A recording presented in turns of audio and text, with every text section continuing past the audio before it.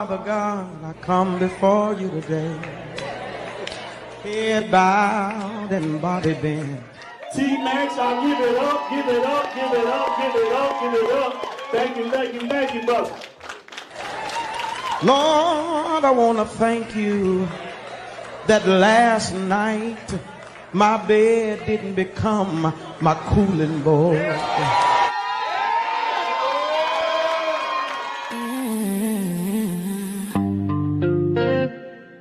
Welcome to the Content Creators Lounge. Curated by T-Max, yeah, you know the name. Powered by T-Max Network, where creators speak freely and authentically.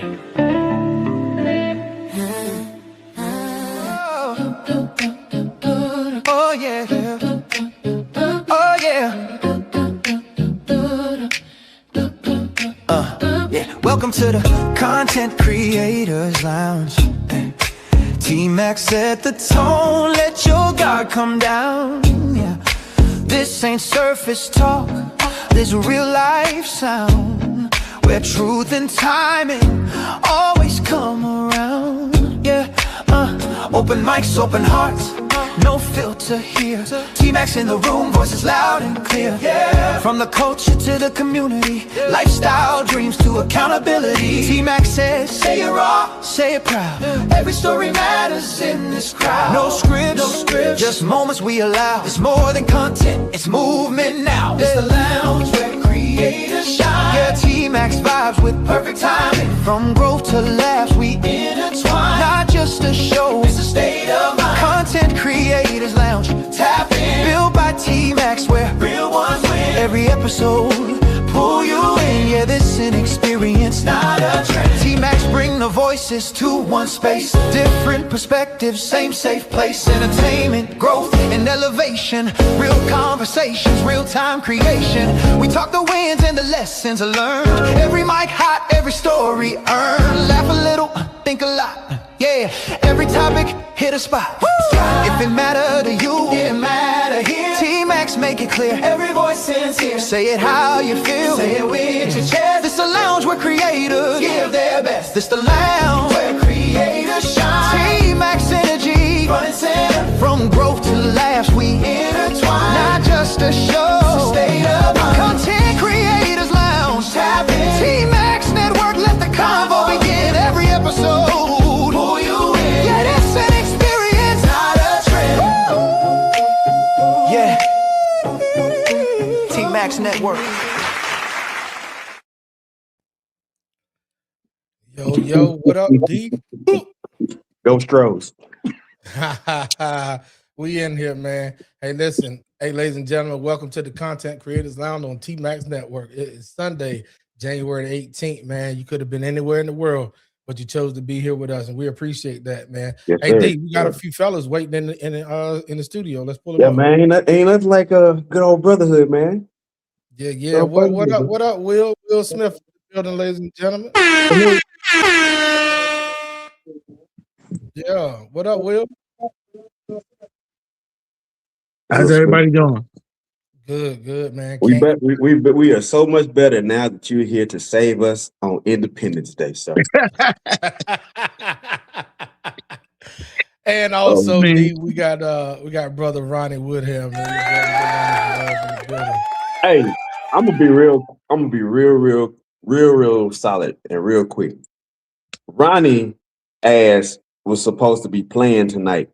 With a name like Ronnie Woodham, that motherfucker's supposed to be a wide receiver or a free safety. Something like you done pissed him off. He done hauled that. Yeah, man, he'll be right back. But look, man, tonight we got a few topics that we're gonna cover, and the reason why we want to cover these is to have the conversation that men and women need to have to clear up some misconceptions of relationships, right? So the first one that we're gonna bring up, man, we're gonna talk about double standards. Okay, double standards in relationships. That's something that a lot of people say exists, and that people want to know, is it something that's really important to focus on, or is it something that a lot of people just turn a blind eye to? So with that being said, AD, name me some double standards in a relationship. Don't be biased just on the man side. I know you're not. Listen, You got I try to keep it as common sense as all I get out. A double standard when it comes to men is that men's feelings don't get the same level of attention as a woman's feeling do, because a woman will have the right to turn that feeling into knowledge, said statement, versus it being just an emotional time frame. It's like, well, I don't know where you're coming from in the discussion, but let that be me, you, Ronnie, or Will down here, and we like, I just feel like today is no, hell no, you're done. You're done. You don't. It don't matter if you coming from an emotional place or a place of knowledge. Your feelings don't matter. okay. So you saying that double standard is that we don't get a chance to voice our feelings, as you say, Or be heard in general. Like I okay. say, if it's that, I use that as just one of the terms, just the equivalents, because most men are not heard in situations. We come from a point where we like to straight talk about the situation. It's resolve and resolute the conflict. This is where the misconception comes from: is men are fixers. It's not that we're necessarily fixers. It's just that there's a solution to everything that's out there. So let's handle that so we ain't got to deal with this, because another issue is bound to come. So while we sit here and thumb around and act like this one issue should have 9 years of attention, let's not do that. Let's go ahead and get this knocked out and be prepared for the next. But hey, Okay. Ronnie Woodham, what you got, man?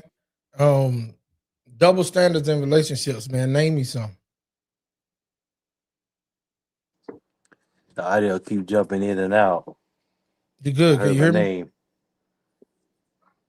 but didn't hear anything after that. I know you was You talking can't hear about. me Can you now? hear me? I I can hear hear you you. loud and clear. Can you hear me, Ronnie? Can you hear me? Tell him. Yeah, he gone. He All gone. right, Tuesday. I don't know. Like, I think when they getting these text messages and these, Yeah, yeah. I mean, I said, people, I see you on the YouTube. and then it's like back to back. Will Right, left, Ronnie left. Man, I think people try to sabotage the brothers. Man, right, definitely, right, Ronnie. right. What up, man? Can you hear us? Yeah. Can you hear us, Ronnie? Yeah. I don't know what was Yeah. going on with it. My bad. People texting you, let you know how nice you look on YouTube. I ain't got no followers except on TikTok, and that's only because I got my court cases posted on it. That's Ah, really a lot of people be following that shit. Make Yeah, the trend mark or something. gotcha. So But Woodham, give us some double standards in a relationship, man. double standards. Oh man, that's definitely there's too many of them.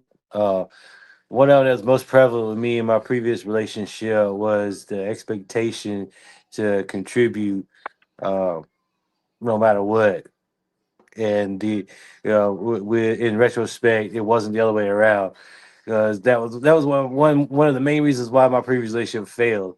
Because I had put in all 12 years to the army service until my body was like, all right, you done. And then the government was like, you know what, you can tag out, we'll pay you for the rest of your life. So I was like, all right, cool, that's time for you to tag in, and we'll double dip a little bit, all by letting me put some shit together on the sideline, and retire shit.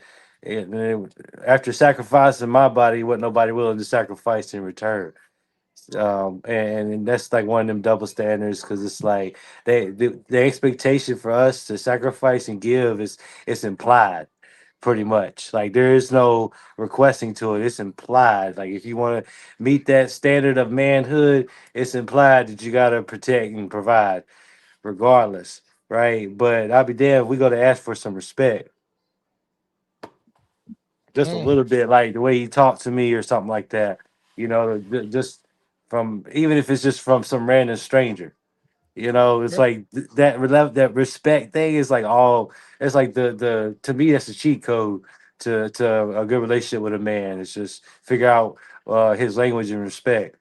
But the double standard is definitely because they expect us to sacrifice no matter what, endlessly. But shit, I mean, fuck the around and men. get horny one time. So you saying that men have to sacrifice more than women? No, the expectation is more prevalent. That's why I Well, was that's what saying. I'm You saying. The asked if there's a double expectation of standard. sacrifice. You know, I say the standard of what we're supposed to, how we're supposed to be to fulfill our role is mandatory, right? It's just set to mandatory, but the standards on their side is like, when I feel like it, and we're supposed to be cool with that. So, But here's the thing: if we're not cool with it, do we voice our opinion of not being cool with it, or we just take it on the Nah, chin? that goes back touch on what D talking about, like expressing your feelings, like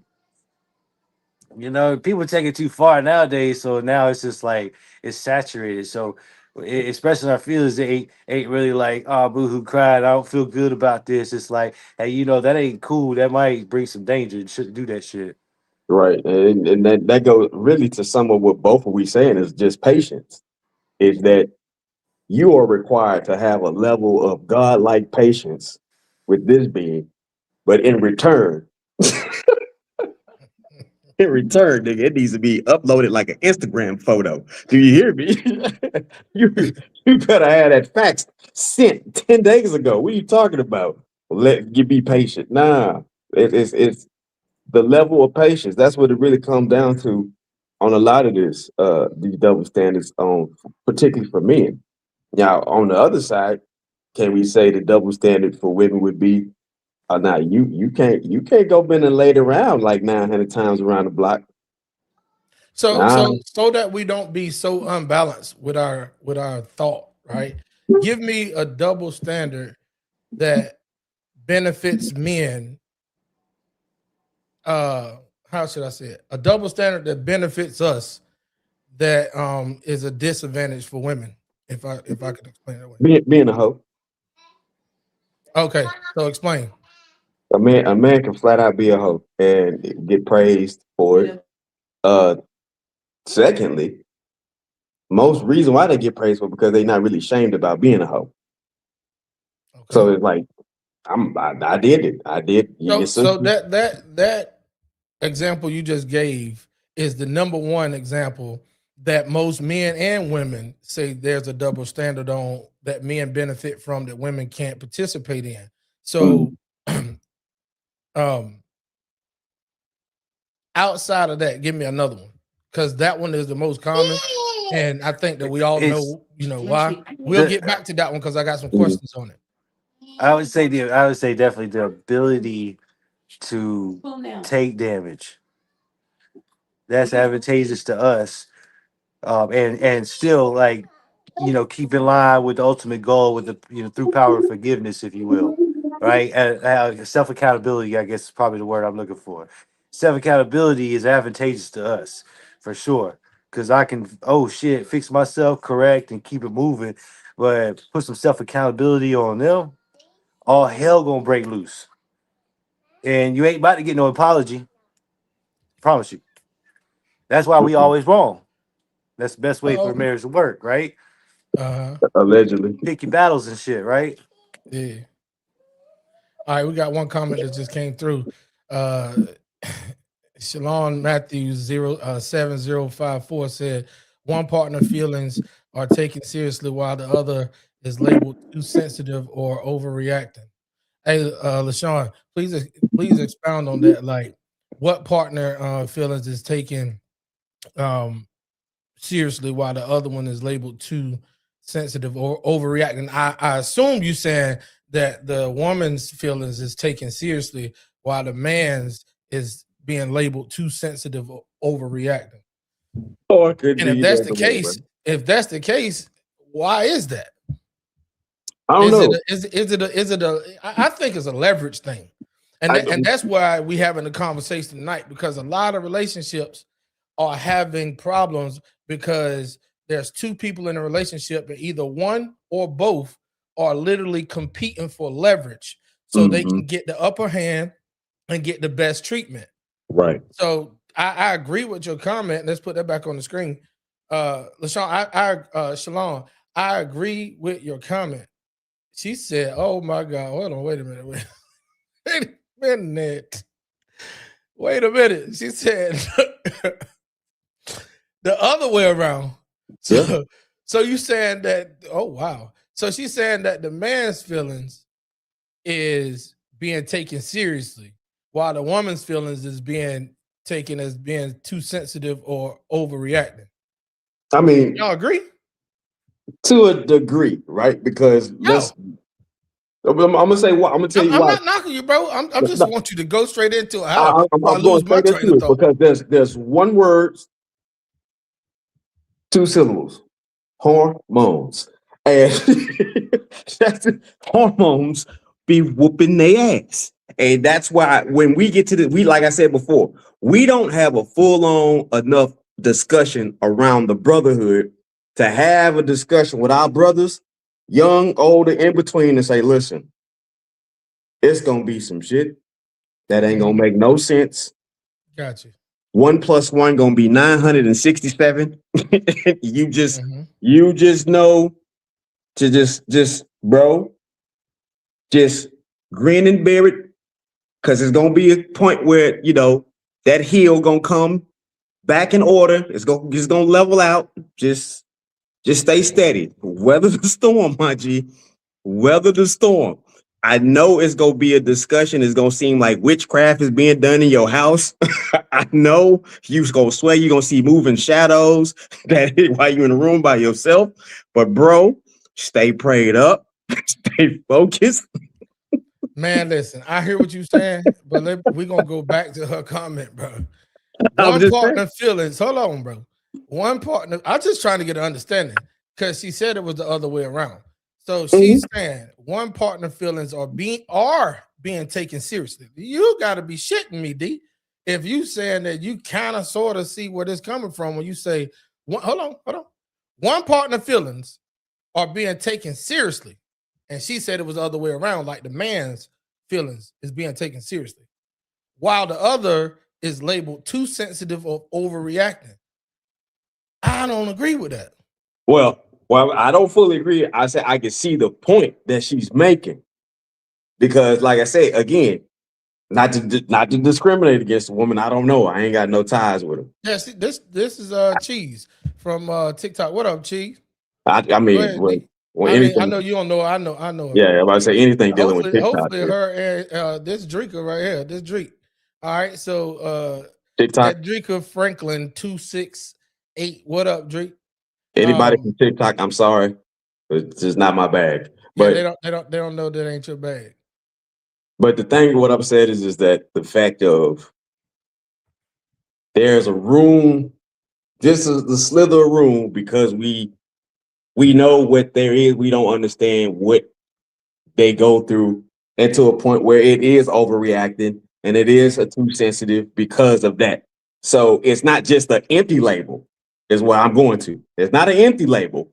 Sometimes it is because you might be right, but it might come after a period of a pattern of chaotic, unnecessary, nonsensical turns. And then the one day that you didn't cry wolf, some bitch actually showed up. Hey, man, I ain't hearing this shit today. So that's my point though, because a lot of times when we voice our opinion or voice quote unquote our feeling, right? We tend to hold back those. And when we do voice it, bro, I don't see it being received as, like she said, taken seriously. I see it being received as being overreacting or too sensitive. So I'm on the opposite side of y'all. Before we get too far into it, man, Drake, Cheese, anybody that's in the comment section, listen at the top, because we don't want to sit up here and talk from a male point of view without the female's point of view, by it seeming that we're just beating up women in our opinion, right? I'm sure that we're going to disagree on some things, but we can hold a cordial conversation at the top of the comment section where you guys are typing that.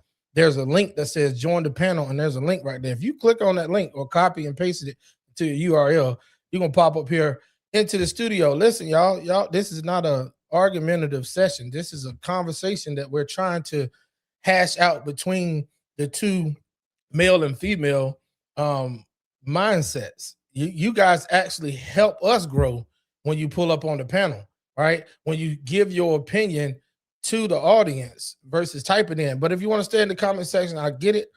We would love to have you up here on the panel so we can get your bird's eye point of view. All right. Disclaimer.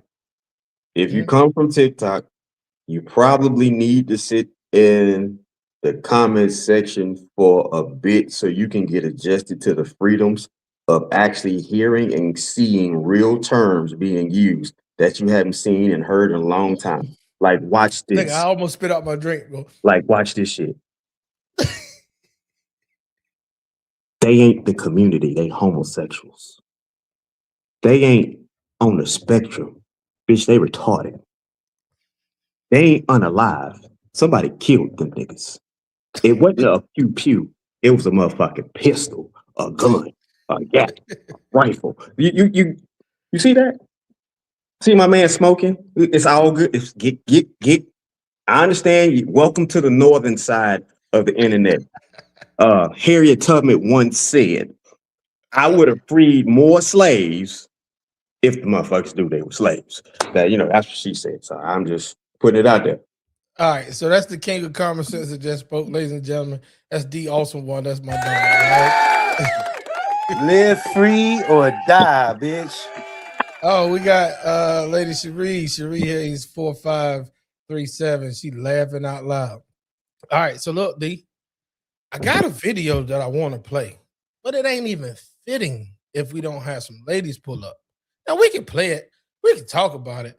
It can be spoke about from our point of view, and I'm gonna leave it alone. And because when we start talking on this video, I think they're gonna either type their ass off or they're gonna pull up because one of the two.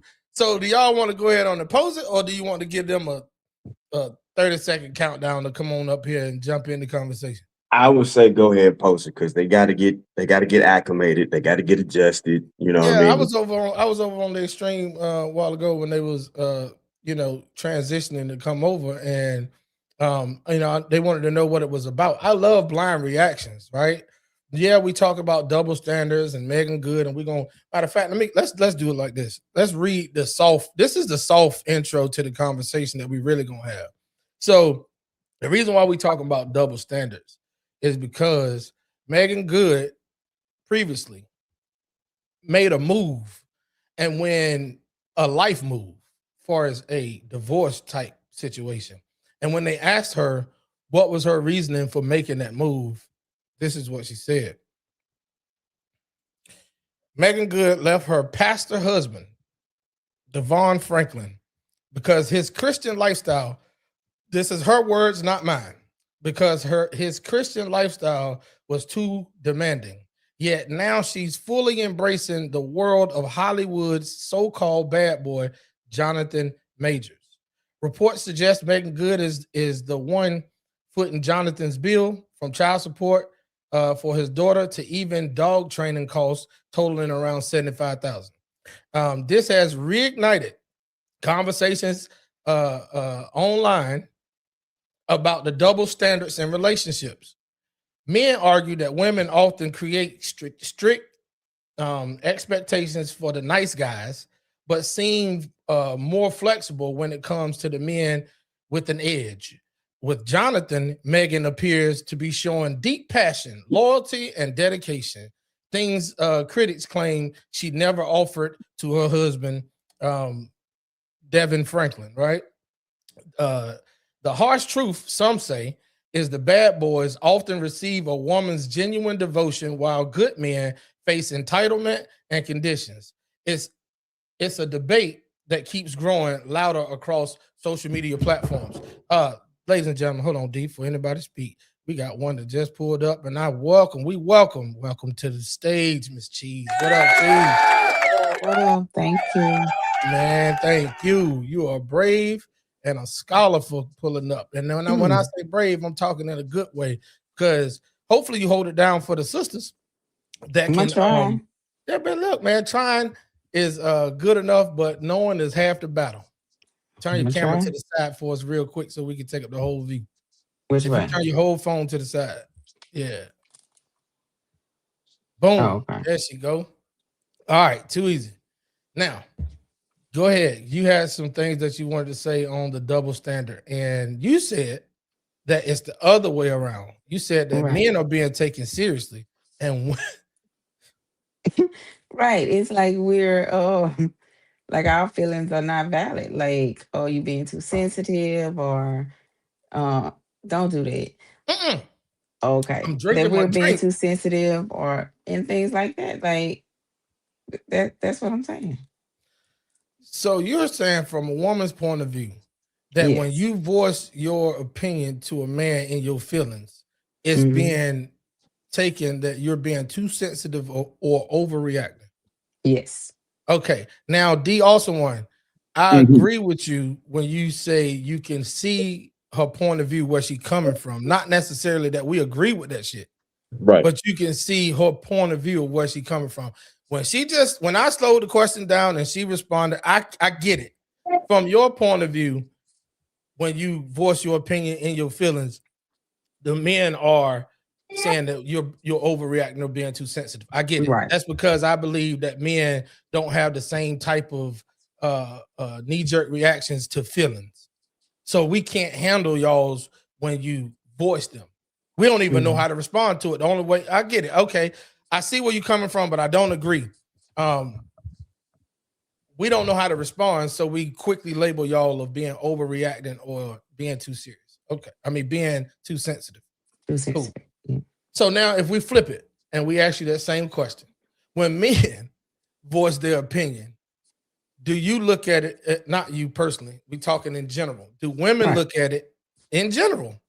Do women look at it as they take the man's feelings serious when he's voiced it, or is he looked at as being too sensitive or overreacting? Sometimes it depends on what his feelings about. So it's a difference of what he's in his feelings about. Right. Give me an example of what a man could be in his feelings about that he could be taken seriously. That he can be taken serious? If he feel like he's not being heard or seen in a relationship, like I feel like a woman should take that serious. Not should. I'm asking. Yeah, should. So not should. Should meaning they don't, but they should. They should do that. No, that ain't the question I asked you. Give me an example of when a man is voicing his feelings. I don't even like the word, but when a man is voicing his feelings, that he is taken seriously, not that he should be. Is that one of them that you just gave? When he feel a type of way in a relationship, like if he feel like he's not being seen or heard, or he's not getting the attention he needs. You saying that most women take that seriously? That right there is a level that slows y'all down to take it serious, right? Correct. Okay, you got backup. Here they come. All right. So let me that's streak right there. Oh, all right. I need to put my glasses on. I can't see worth of nothing. Yeah, no, you good. You good. I'll read it off to you on the screen. So now that you said that, give us an example of when a man is voicing his opinion or his feelings, I should say, and he's being looked at as being sensitive or overreacting. Give me an example. And if you need help, you got a lifeline that's right beside you. Once you cam up and turn on her mic. That he is too sensitive? You gave me an example of what y'all take seriously. You gave me that example. Now give me an example of when he voiced his opinion and y'all look at it as he's being too sensitive or overreacting. Now, hold on before you say that. D, I almost guarantee you that her answer is going to have something to do with them. But go ahead. See? God, I should be a psychic, man. We just want to have sex every day.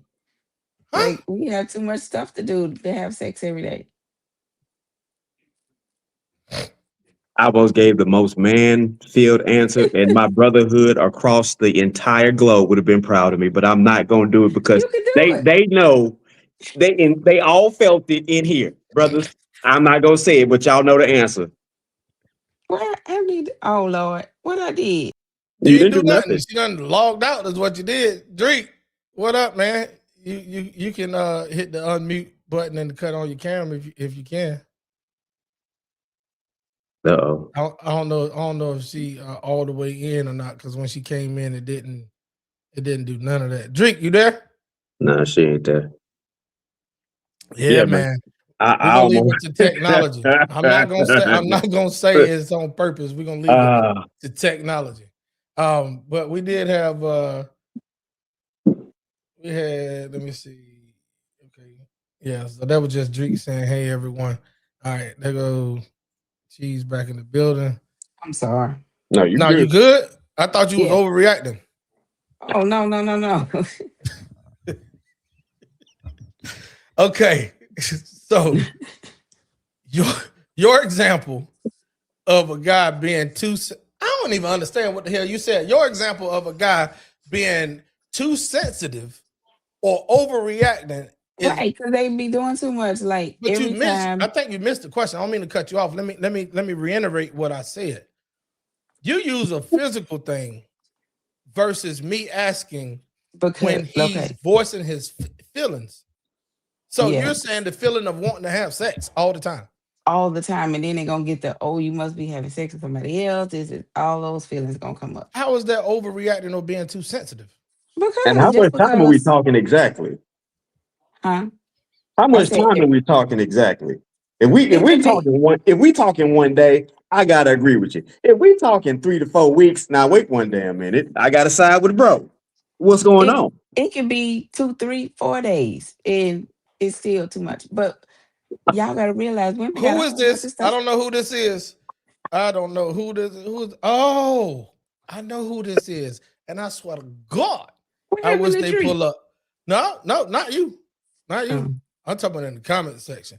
Ladies and gentlemen, see, I I don't can't know see which y'all one in. this is. I know we about to put them on the screen. Every comment that's being typed in, you will see it like this one. Read it off for me, D. Hold on. Hey, This ladies and gentlemen, first off, let's go ahead on and shout out my homeboy Big Mike and Big Test. Mike. Hold up, Big Mike. North Kakalak's finest.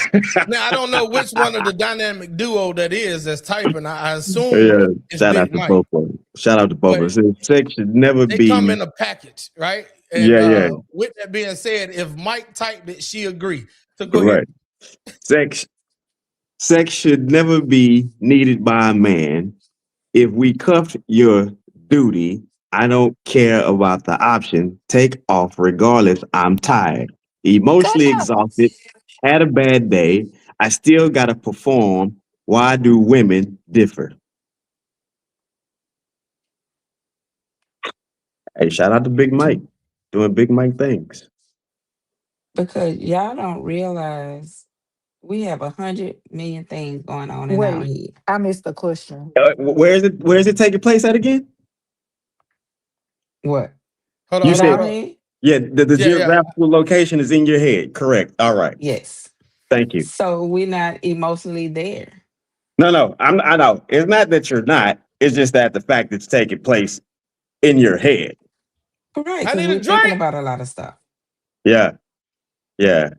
So I just wanted to let that be known to our audience that it's not 100 million things going outside around you, physically touching and pulling at you. It's It internally. is. It's the things that you are creating that Drink, you don't could make say, that face, Why I yo. can't? Please. "Boom, nigga."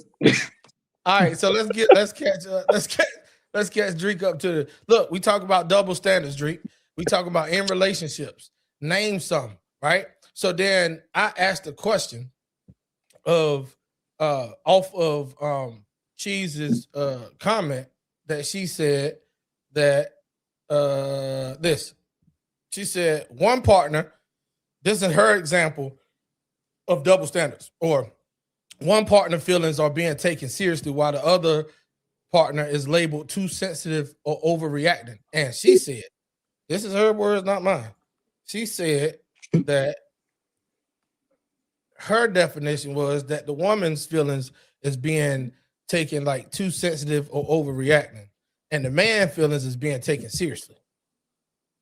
So then her next example of the opposite of that, she said that when a man is being looked at as being too sensitive or overreacting is when he's wanting to have sex too much. Every day, all day. Wait, hold on. I missed that last part. Yeah, I know. Me too. She said that her example of when a man is being too sensitive or overreacting is when he's wanting to have sex too much every day, all day. You said he's overreacting. That's what she said. I mean, Like his feeling, like I don't know. I know. Me either. So, Cheese, tell me what you said. I don't.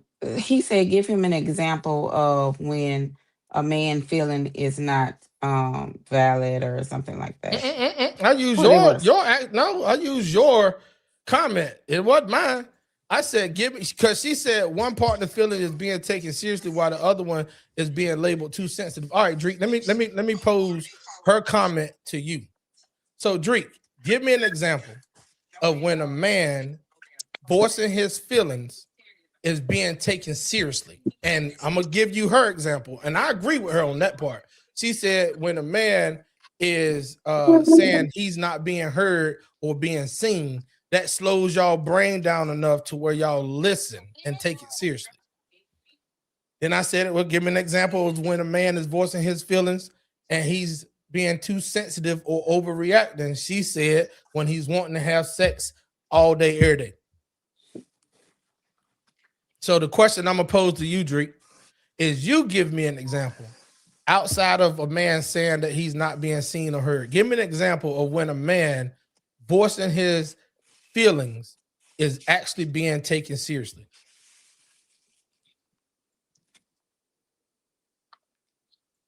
So basically, I don't know. I always you saying like when you take a man seriously. Is that that's the question that you're asking? Well, let me ask you this question before we do that, because I feel like you about to go down a whole nother rabbit hole. So are you saying that you always, now hold on. First of all, we're not talking from our personal point of view or how we personally handle things. I'm talking about to the general public and general consensus. Do you believe, because it sounds like you're going there, that a man has always been taken seriously? No. So I know that men are not always being taken seriously. So I know sometimes men voicing their emotions in general, they're not taken seriously because men are not supposed to feel, quote unquote. But I personally don't feel that way. I mean, I feel like it's all in the delivery, the way you say it and how you say it. Because just being honest, if you're yelling or screaming or hollering, then I'm not going to take you serious because I'm be trying to feel like I'm not taking you serious. But it really is all into the delivery. But that's just my outlook on it. But I feel Yes, like ma'am. men are taught not to feel. So they're not taken seriously when they start speaking about emotions or how they feel. But that's not with everybody. You're right, 100%. I got a quick Give me an question, though. example. Now, give me an example of when men are voicing their feelings and they're being too sensitive or overreacting. Yeah.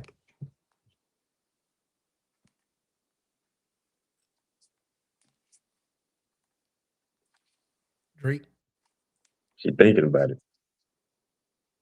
you muted, Drake. Yes. He was. I She feel was like talking. I feel like a man's ego comes into play when it comes to stuff like that.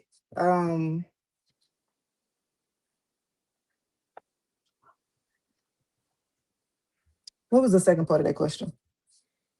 We didn't hear Give the me an first part of example. what you were Go ahead, saying. D. We didn't hear the first part of what you were saying. So say it again. I'm sorry. I Oh, got two shit, that's things why going she on at over one there time. entertaining TikTok. Right. So listen, but hold on. We're gonna let you I got on here. sort you No, sort that out no, real no, quick. no, We'll no, come back to no, you. I got a question no. from a girl down at the bottom real quick. We'll come back to What? you. Hold on, Cheese. So Chi, Yes. I want to know this because you said something about the sex part. And I'm just curious because the brotherhood in me is really challenging. And when you said being too sensitive, I'm like, was there a set schedule? Was there like at 3 p.m. We normally get it in, and you ain't showed up at No. 3:15? And that's why Big Mike and Destiny said sex should never be needed by a man. Right. And maybe I answered the question wrong thinking about other stuff. But so my thing is no, listen. No, I'm So laughing my at thing D. I is knew he was gonna laugh at that part. Go ahead. listen, so I'm going by me. So if I feel like if things not right in the house and you doing your own thing and you still think I'm supposed to have sex and you have a opinion about that and getting sensitive about it, that's what I'm thinking about. You know what I'm Hold on. saying? Wait a minute, Cheese. So you said sex is a proposition. No, it's not a proposition. You said But if things ain't going right in the house and right. what? So like I'm worried about bills. I'm trying to do a second job. I'm taking care of the kids. I'm doing all this. And the man is not doing all this, but and you cheating, you feel like I should have Well, you sex with just you threw all in the time. every damn reason not to have sex with a person. But Well, that's hold in on. my head. I see. Well, I told you where it lived at, In her right? head. Now let me ask you this: Are It's you of emotional. are you of the Christian faith? Yes. Okay. There's a beautiful verse in the Bible that I'm not supposed to withhold from you, and you're not supposed to withhold from me. But you're supposed to be doing what you're supposed to do. See that? Yes. You don't get to make up parameters It's regardless to the law. There is no loophole for that, sister. Yes, it is. No, it's not. The only Because loophole that is for that is you're only permitted divorce if I go be filed elsewhere. right. Outside of that, my commitment to you is to be a reflection of my commitment from him. And your commitment is supposed to be a reflection of that to me. So there is But no thin line where we get a no, pass. no, no, no. No, The no, no, Bible no, no, no, also no, no, no, no, says, no. no, You don't get you past. quote the Bible, Yeah, let's quote it. Let's go there. you supposed to have one man and one woman, For the not marriage. multiple. Yeah, Hold that's on, the now, hold marriage. on. That's why I said that's the only time that you get permitted, and that's to be out of it. But when you Right. want to stay in it and be committed, you don't get a pass to withhold. Because I don't get a pass to withhold from you. Regardless Yes, you if I do. got a headache, regardless if I'm Mm-mm, thinking about a bill, Yes, regardless you mm-mm, if do. my big toe got slaughtered, it don't mm-mm, matter. Yes, you do. I got to come off mm-mm, that thing. mm-mm, No, no, Oh, so mm-mm. God a lie. No. no. So Hey, I drink. came in Hey, on the drink. end part of the conversation. No, no, Yeah. no, Go no, no, ahead. hold on. Before we go, so God a lie. No, he's not. But you got No, to no, read no, no, no, all no, the no, no, no. no, It no. can't be both ways. He got to be You a have lie. to read all the Yes, we read scriptures all in the of it. Bible. And I You got to told read you all all of of them. it. So the only No, you way you didn't. get a pass is if I defile it, That's or if you defile it, you have an exit cut out. If you stay right. in and stay committed, I stay in, I stay committed. We don't But get you're to not check. committed. Now hold on. Again, you're not listening. You're in your feelings. Get out your head. I'm not in Come, my come be feelings. on the stage with me. Come be on the I'm stage with on Big there. Bro. Come be on the stage with Ronnie. Come be on the stage with Drika. Be right. Get out your head, baby. Get right here. All No, that no, no, beautiful hair no. you got on the top of that bad boy, I'm gonna need you to pull it from over your ears and let this come in. This is what's being said. I need you to receive this. Hold on, 'Cause- D. Hold on. Hold on, D. I need you to calm down because they done told you it's how you say it. They ain't gonna receive it. Their ears is closed right now. Hold Guess on, hold what? on, hold on, hold on, hold on, brother. Just listen to me. I'm giving I'm you listening. brotherly advice I know because you are. And I'm gonna if you share. I'm gonna share something to you in reverse. Watch. Go ahead. only thing I'm saying is because I want their honest, wholehearted opinion. And Mm-hmm. I believe that if you continue to keep your adrenaline up, they're not gonna honestly listen and hear what you're saying. That's what they literally just told you. We never receive it. That's what I'm Okay. saying. We I really don't So know. That's slow fine. we can down for hear a you, but we second. don't Slow hear you down, because of how you D. saying it, And they how just you're meeting you too, so they I don't know. know that I, you I the got, king I on the got all spectrum. that. Guess what? Because then on the flip side, it's gonna be it's not how you say, it's what you say. So That's again, what the that hell too. they just told That you. no, too. no, no, no, no, That no. that Remember, too. you just said it's not what you said, it's how you said it. That's what you said initially. Both of them. Both of them matters though. Both of You, them you, you, you matters you So see? do me a You see? favor. So when because you you get so receive it. hold on, So D. We listen, are, but look, but D, you we receive already it know that. different. You receive it different. You Hey, can't yell at me and scream at me and But say you're not whatever you being want to yelled at. say. You're not being yelled at. no, I'm not saying that you're yelling right now. I'm just saying in general. You said I No, said is what is not what you say. It's how you say it. It's both. it can't be. It is. You Guess could what? come to me and talk to me like The you house got. on fire, and I said, "Get your goddamn ass out! The house is burning." I'm gonna ask you who the hell you screaming at. Why you getting torched? Why you come in there and get me? You come and get me. Because Cause maybe that's I an don't hear you emergency. over the burning. hold Right, it's on, emergency. she Maybe I said don't because hear that's an you. emergency. Maybe I can't Yeah. hear you. I'm just saying it's different. So, and then it's also a different tone in your voice. So, if the house is on fire, I know it's emergency. I know that you're hollering at me because it's emergency. Versus if we're having a And you're gonna have a conversation and you scared start tone, screaming, you come screaming to try to get a message to me. I'm not going to hear you. It is a difference. That's a difference, and I don't Okay, know, but it's I a want to say difference. I would like to have the stage by myself real quick, Go bro, ahead. just for a brief second. Ladies, there's been a thing called the soothing tone. It is used in so many various of businesses. It's crazy. It's even been used in the dating standard. Y'all remember this one beautiful film called the Tinder Swindler? Oh, that guy had the most calming tone of all. Not a word of truth was not a word of truth was spoken, but his tone was so endearing. And look at them pitiful poor women. Still ain't got covered for all the stuff they got swindled out, right? We have to make a clear-cut decision on what is really more important in these situations. Because there's going to be a whole lot of dangerous individuals that's going to come and speak to you. I'm going to knock your head off your shoulders, honey. You're going to love it. Oh, he's so funny. And then crack. That goes back to what you say and how you say it. That's both. But you're not going to listen to that. You just outright expressed that it was the tone that was more important than what I was saying. No, I didn't. I You He said did. said both both. mattered. I said both Yeah, matter. I but didn't say but one was more here's important the than the other. situation. Now, Both it don't matter cannot how matter calmly you speak to me. If you speak to me calmly and tell me because you're gonna knock when my the head house off, was then we on Hold have on, a fire D. and Let her response, bro. Let her uh, respond. uh, Go, well, go Drake. I'm ahead. just saying, if you're coming to me and telling me in a nice way you're gonna knock my head off, that's what you're saying. I'm still not gonna receive that well. Right? If you're yelling at me and telling me that I'm not gonna receive it well, that goes to what you're saying and how you're saying it. If you're coming to me and you're trying to get something, a point of something His across to mic. me about what you're trying to I'm gonna say, mute his or, mic coming in. Go ahead, or Drake. how you I'm saying something about this guy. This is my or how dog you right here. feel, Go ahead. but at the same time, I if read. you're telling me how you feel and you're talking to me in a way that is not yelling or is not screaming at me, then I will perceive it more. I will understand your feelings more. If you coming to me and you're screaming and you're hollering, then I'm not going to. Today the 18th, right? Yeah. Yes, In the year of our Lord 2026, right? Yes. yes, It's still January, correct? Yes, sir.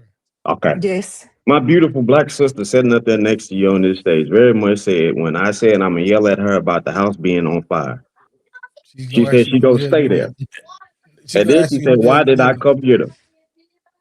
Now, She didn't say she was gonna stay That ain't there. that ain't what she said, bro. She no, She no, said didn't she say gonna she was ask no, you. gonna no. She stay She there. said did. she She gonna did. No, ask no. you who. She didn't say directly that she wasn't gonna get up and leave. She said, "Why ain't you come and get me?" I'm like, "You sitting there No, getting that ain't what torched." she said, bro.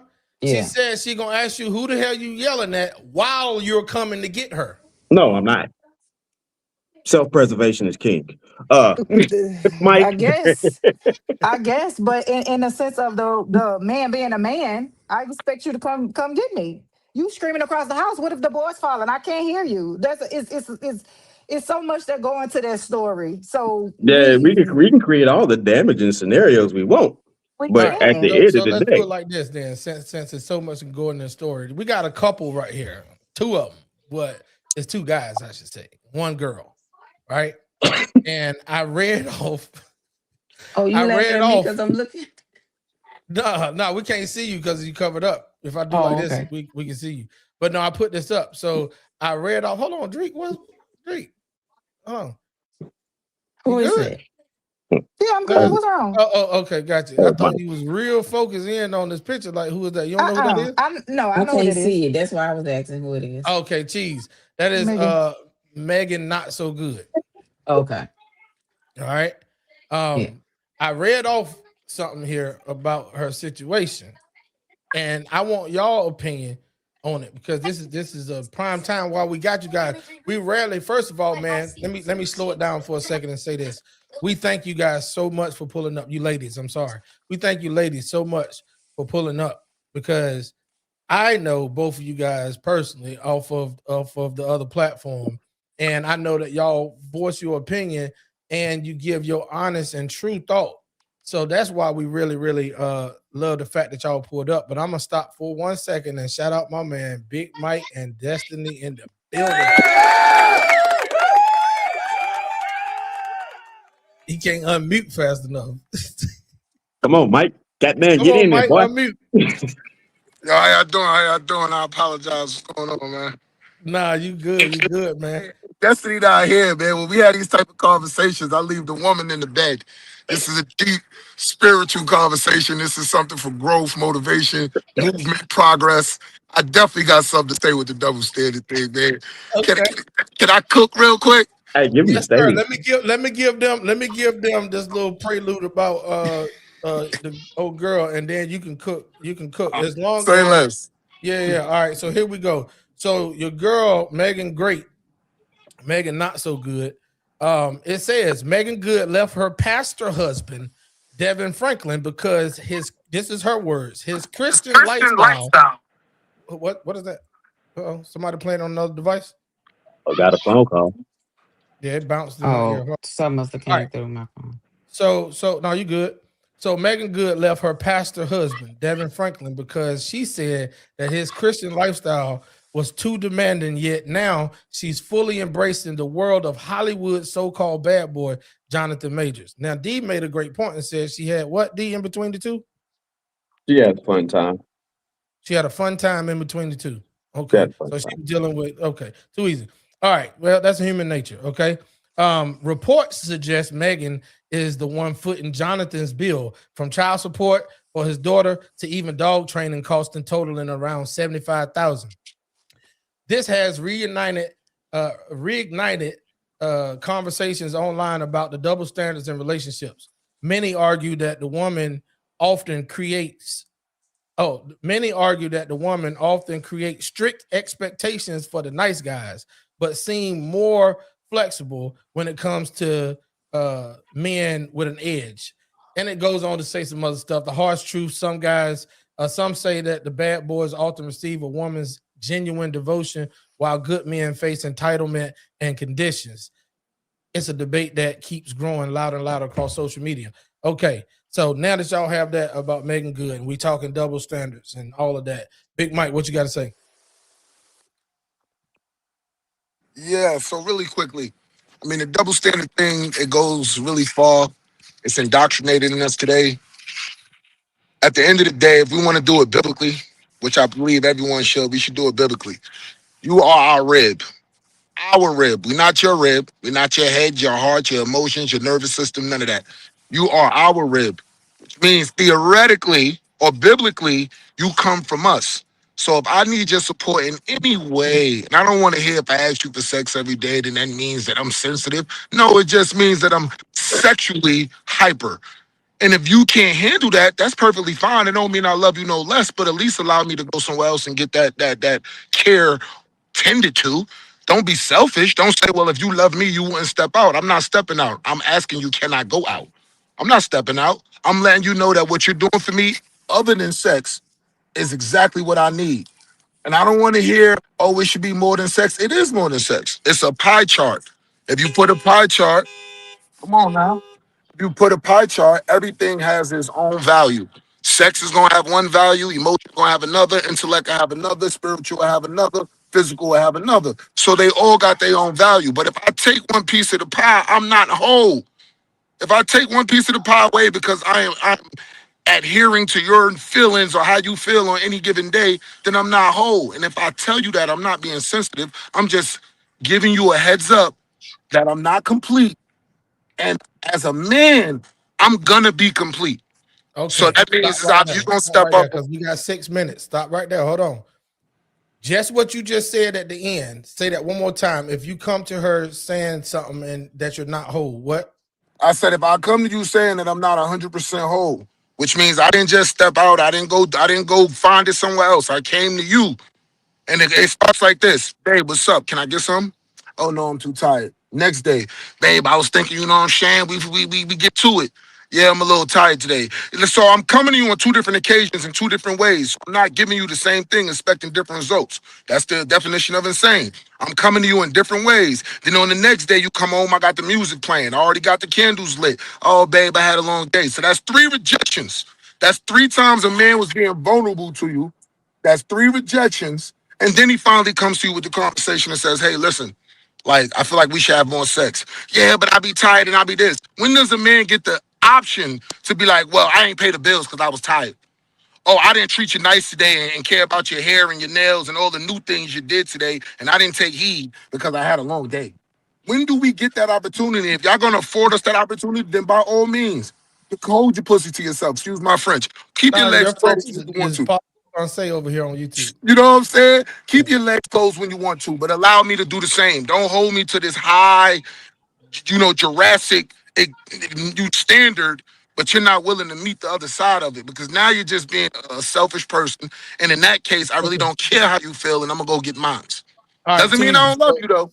Yeah, so now that Big Mike said that, Drake, I'm gonna let you respond, then we're gonna play this video. So no, I heard him say initially is biblically, right? And we technically coming from a rib. You can't pick and choose what part of the Bible you want to abide to because it don't matter. God didn't say if I didn't give you what you asked me for, if I didn't give you sex, that you go out and you step out. It's still considered cheating, either way you look at it. Now, it's okay to have that energy as long as I can have it too. So if you telling me that I could go, that you could go and get it elsewhere, if I'm coming to you and it's the same thing, that it should be reciprocated. We both should be able to do whatever it is that we need to do, or do whatever. I completely However, No, agree. Big Mike, hold on, no, mute back hold out. She on. got the floor. So I'm not saying that it's wrong for a woman to deny a man sex. However, all I would say is if a woman's saying that she's tired or if she's saying, okay, you want sex every day and she's consistently saying no, I don't know a woman that consistently says, oh no, I don't want it, I don't want it, I don't want it. And it's something else that, it's just saying no. It's something else going on. It's if she's saying she's tired, she's tired. Maybe she works 2 jobs and you at home. You only working one or you working half, or she gotta come home, she gotta cook. She working 2 jobs. She taking care of the kids. She running here, she running that. It's never just a complete no. Sometimes it's the why behind the no. I'm not saying that it's okay to deny in any situation. You know what I'm saying? But it's more so about being understanding. If she's saying, okay, well, I'm tired, try to figure out why. See if it's something you can do so she's not so tired. I'm not saying withholding either way. I don't feel like neither person should go out and have sex, especially if you're committed, if you're married to that person.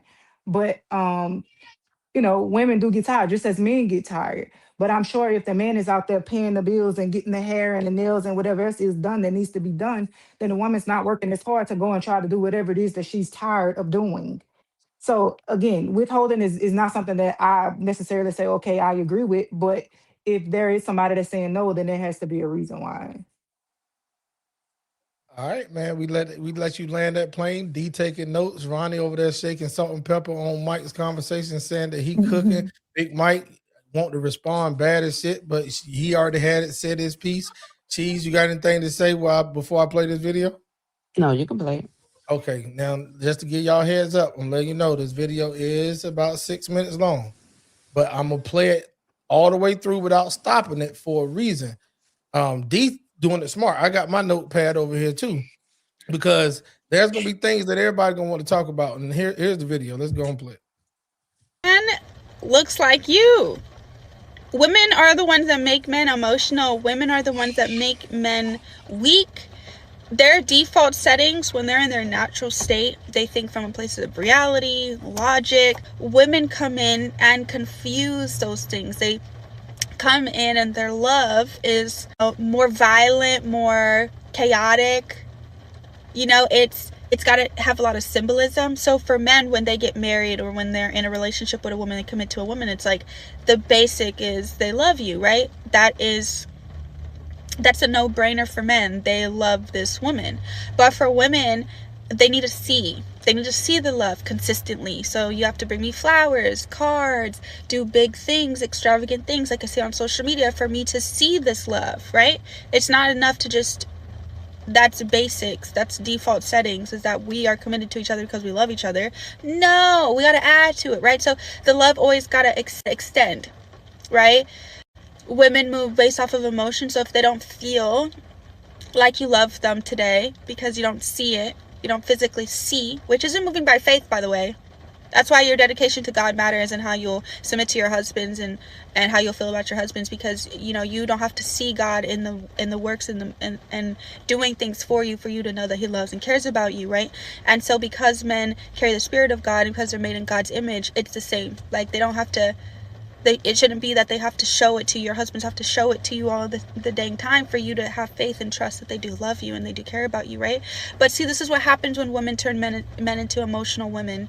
Because now, in order to see this love, you have to constantly manipulate them. You have to manipulate, and you play a lot of mind games. Women play a lot of mind games. They need to see it constantly, so they play little mind games, malicious mind games, right? So they'll withdraw love and see if you chase it. See if you can feel that I'm being extra quiet to you today. And then if you're passive and you start withdrawing your love, you're the bad guy. For women, it's if I don't see that, you bought me something today on Valentine's Day, or you didn't go as out as you could have, even though, you have been taking me on dates, or you worked late tonight. If I don't see a symbol that you love me, and you didn't, you weren't active in doing that, then all of a sudden you must have just withdrawn all of your love, and you don't care about me at all.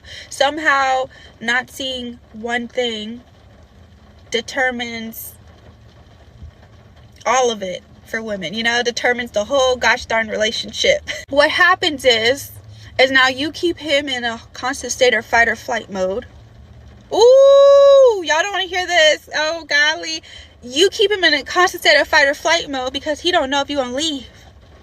He don't know if he come home and he did the wrong thing, or didn't showcase his love today, that you're going to throw a fit, you're going to withdraw love, you're going to manipulate. He don't know if, what you're doing when you're saying those comments, if you're trying to get a specific reaction out of him so that you could feel loved by him, and that's really the intent behind it. But to him, it's actually just coming off like you're criticizing me, degrading me, and emasculating me in this moment. But for you, you get upset when he gets upset, because you're like, why didn't you just see that all I needed in that moment was a hug and a kiss?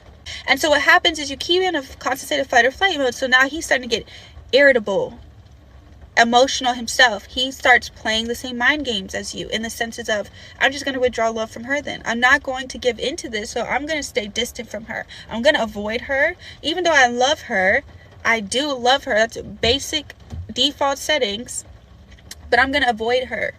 And what this relationship dynamic really is that a woman's love can be quite chaotic. I think women be cultivating relationships that are explosive and emotional and reactive and exhausting, and they're exhausting themselves. And then they leave their man when they see that their man is a direct reflection of them. Now they're emotional, they don't know where to go, X, Y, and Z, where to lead, how to lead.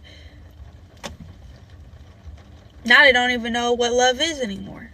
They got into this relationship having a pretty good standard of what it is, but now they're questioning, like, you done said so many times to him, you don't love me, that now he's questioning, do he? Because this ain't peaceful. And then you feel rejected. You're abandoning me. It's just, this is why men, like, they have to be so careful with identifying themselves in their woman's emotions, because they will become as good as her emotional state. Become very passive and avoidant and stay in a corner as far away from you. But because he loves you, he stays there. He's there, but he can't ever be present, because he's in constant fight or flight mode every time he's present, because he never knows what he's going to get from you emotionally, right? So he's got to protect himself. And when he protects himself, he's the weakest version of himself, when he's protecting himself from his own woman. When there's peace and emotions are calm, when he's with a woman who can control her emotions, she can feel something, not give in to that. She doesn't manipulate to feel loved. She has a secure attachment style. He's present. He's giving. He's safe. And then they connect, and she gets everything she actually really wants, which is his presence, his time, his love, his energy. She gets all of that naturally because she's secure in herself that he loves her. And he came into this loving her because he chose to commit.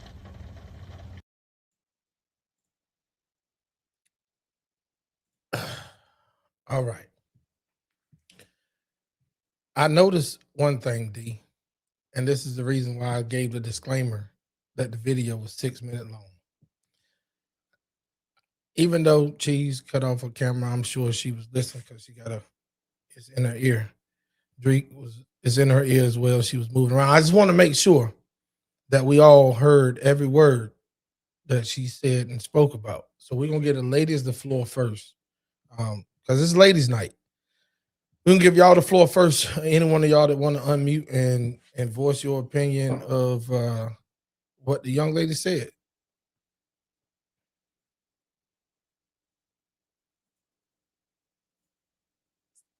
So in the video with the lady, I don't know, like I feel like she made it seem like um we make men vulnerable based off of being in a relationship and expecting, I guess, certain things, certain times, and questioning the love that they have for us based off of what they give. I don't think that's everybody. Like, I don't know if she was just speaking She what never she said all. okay. So she was just speaking in general, not about you not the making not making good, right? She was just talking in general. That wasn't in relation to the picture with No, her. it's still a double standard though. What you mean? It's a double standard. You saying what the woman just Okay, said? so yeah, exactly. So, So go ahead. I don't know. I guess it really just depends on how you look at it. I don't feel So like nothing that she said hit home with you or resonated at all. not in the sense of making a man question if he love you based off of putting him in a state where he feels like he questioning if he love you. I mean, if he love you. Gifts don't determine that. Now, so let me give you bullet points real quick of what she said. She started off the conversation saying, "Your man looks like you," and basically what she was meaning was, by your emotions and your demands or your high expectations, without putting out that same energy, you make a man stay in flight, fight or Or flight fight. mode, right? Hmm. Saying that he has to in the country we say kowtow, like pussyfoot around your feelings to even exist in the relationship. He always got to feel as if, or always got to think as if. You disagree? Hmm. Okay, explain. So I don't feel like a man should have to pussyfoot around nobody's feelings. I mean, feelings are feelings. If you say how you feel, that's how you feel. But flight or fight, I don't know. It's so much more deeper than just that. Like, I'm not saying what she's saying is completely wrong, but it's more to it than just that. It's a whole Okay, other stuff, a whole bunch of other stuff that go along with that makes a man go into fight or flight. It's not just a simple so um you speaking for men? yeah. I mean, I don't agree with what she's saying, not 100%. Okay, all right, that's fair. Cheese. I know one part she said about men are feminine or getting their feminine ways or something like that She because said of women make Put them. men weak, and I like what brother Anton said on this. He said weak-minded men concede to these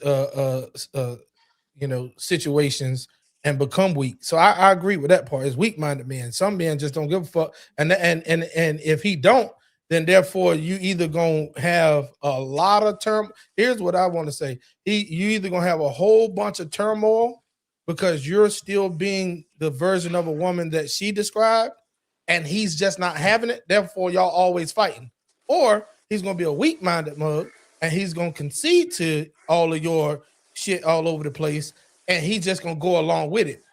But she did also allude to what Big Mike said, that now you find yourself with a man that's stepping out on you.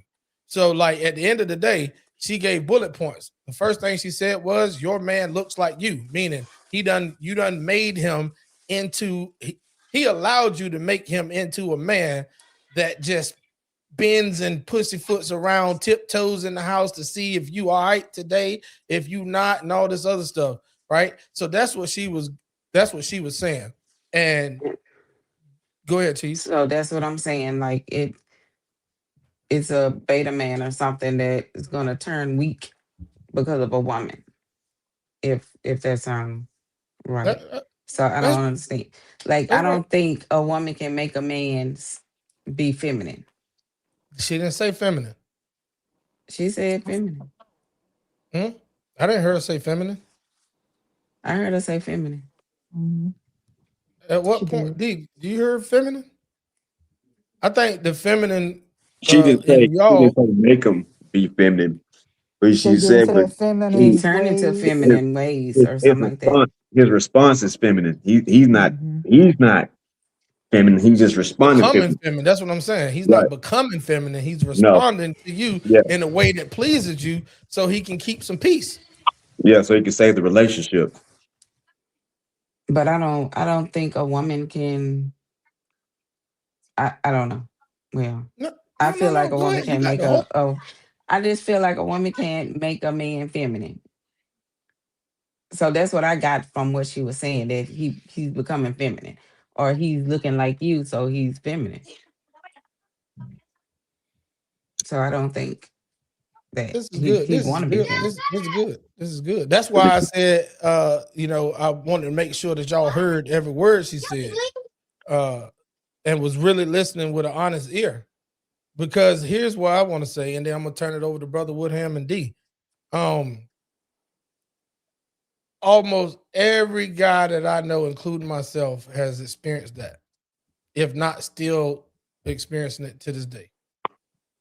Everything that she said in that video, and mind y'all, I pulled that video from Instagram. I pulled that video from Instagram and YouTube. Um, in the comment sections, it was just like this. All the ladies in the comment section couldn't understand what this lady was talking about.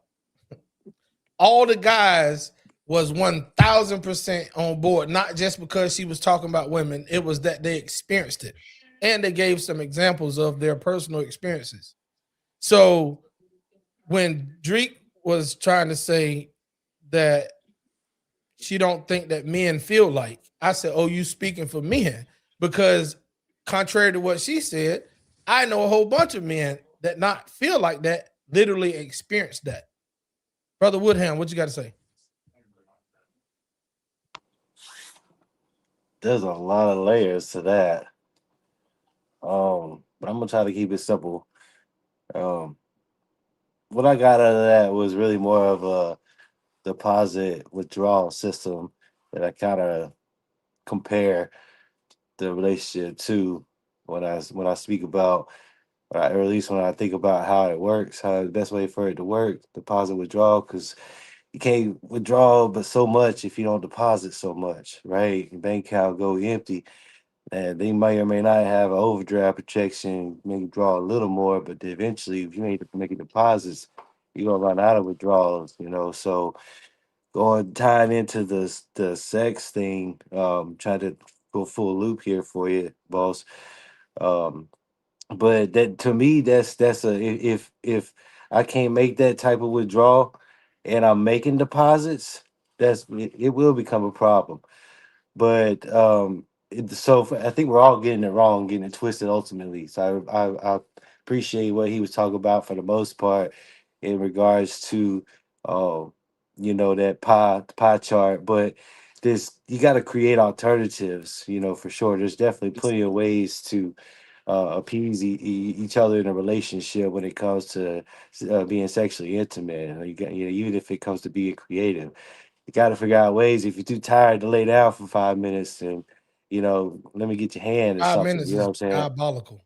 Go I'm ahead. just being real. Like at the end of the day, I might just want to bust a nut. So it's, I'm just saying. So, and you just laying there, at some point, you can. Anyway, I digress on that note. But if I'm not making deposits and I ask for that draw, that makes sense. By all means, cut that shit. Let's talk about what the real problems are, because I do believe there's a lot more to supplying a good sexual intimacy than just straight up performing. Everything outside that bedroom enhances the bedroom. So if I'm not taking out the trash or getting up 30 minutes before my wife gets up to warm her car up and prepare her coffee because I know she got a long day ahead of her, and getting her shoes ready, her uniform high and tight before she even wakes up, and then turn the shower on for 10 minutes to make sure she got hot water because it's 30 degrees out here. I'm not making deposits at that point. At the end of the day, I might not get some because I just went the whole day without even making deposits. So in that note, I think that has a lot to do with most of those conversations we were touching on, including hers on the Instagram or whatnot, the video, because the deposit withdrawal is a real system, and to get in that fight or flight mode is a real thing too. I mean, that's why I have an ex-wife, because I hit fight or flight and I wound up just putting her on flight, and that was a wrap. Because if I can't teach you, I can't reach you. But at the same time, um, I gotta hold my own. So I think we got it fucked up too on my side, because we talk about this is what the Bible says, but we not playing our part because um we did, yeah, it's supposed to be no question. So forgiveness is supposed to be one of those things we're supposed to practice. And a lot of people ain't forgiving out here and trying it again. They just getting in their emotions, their feelings, and they, oh, fuck it. I mean, throwing a fucking flag. Now none of that in the Bible just was involved at this point, because you're just cutting it and giving up. When you made, if we talk about marriage, you made a commitment, on a godly level. So if you on that side of the fence, I feel like, because I know I've been there. I've tried the forgiveness and it worked, and now because I took the stab wound, I forgave, and I tried to be like Christ, and hold the crucifix, take the beating, die on the cross, and still love. You know what I'm saying? Like, who could do that, right? We're supposed to be like him. So I gotta love my wife like I look like he loves the church, which is us. She's my crown, and that's what I'm supposed to do. So, in retrospect, the wife's supposed to be my rib, my help, my soul, my neck. You know what I'm saying? Like, I can't move without it.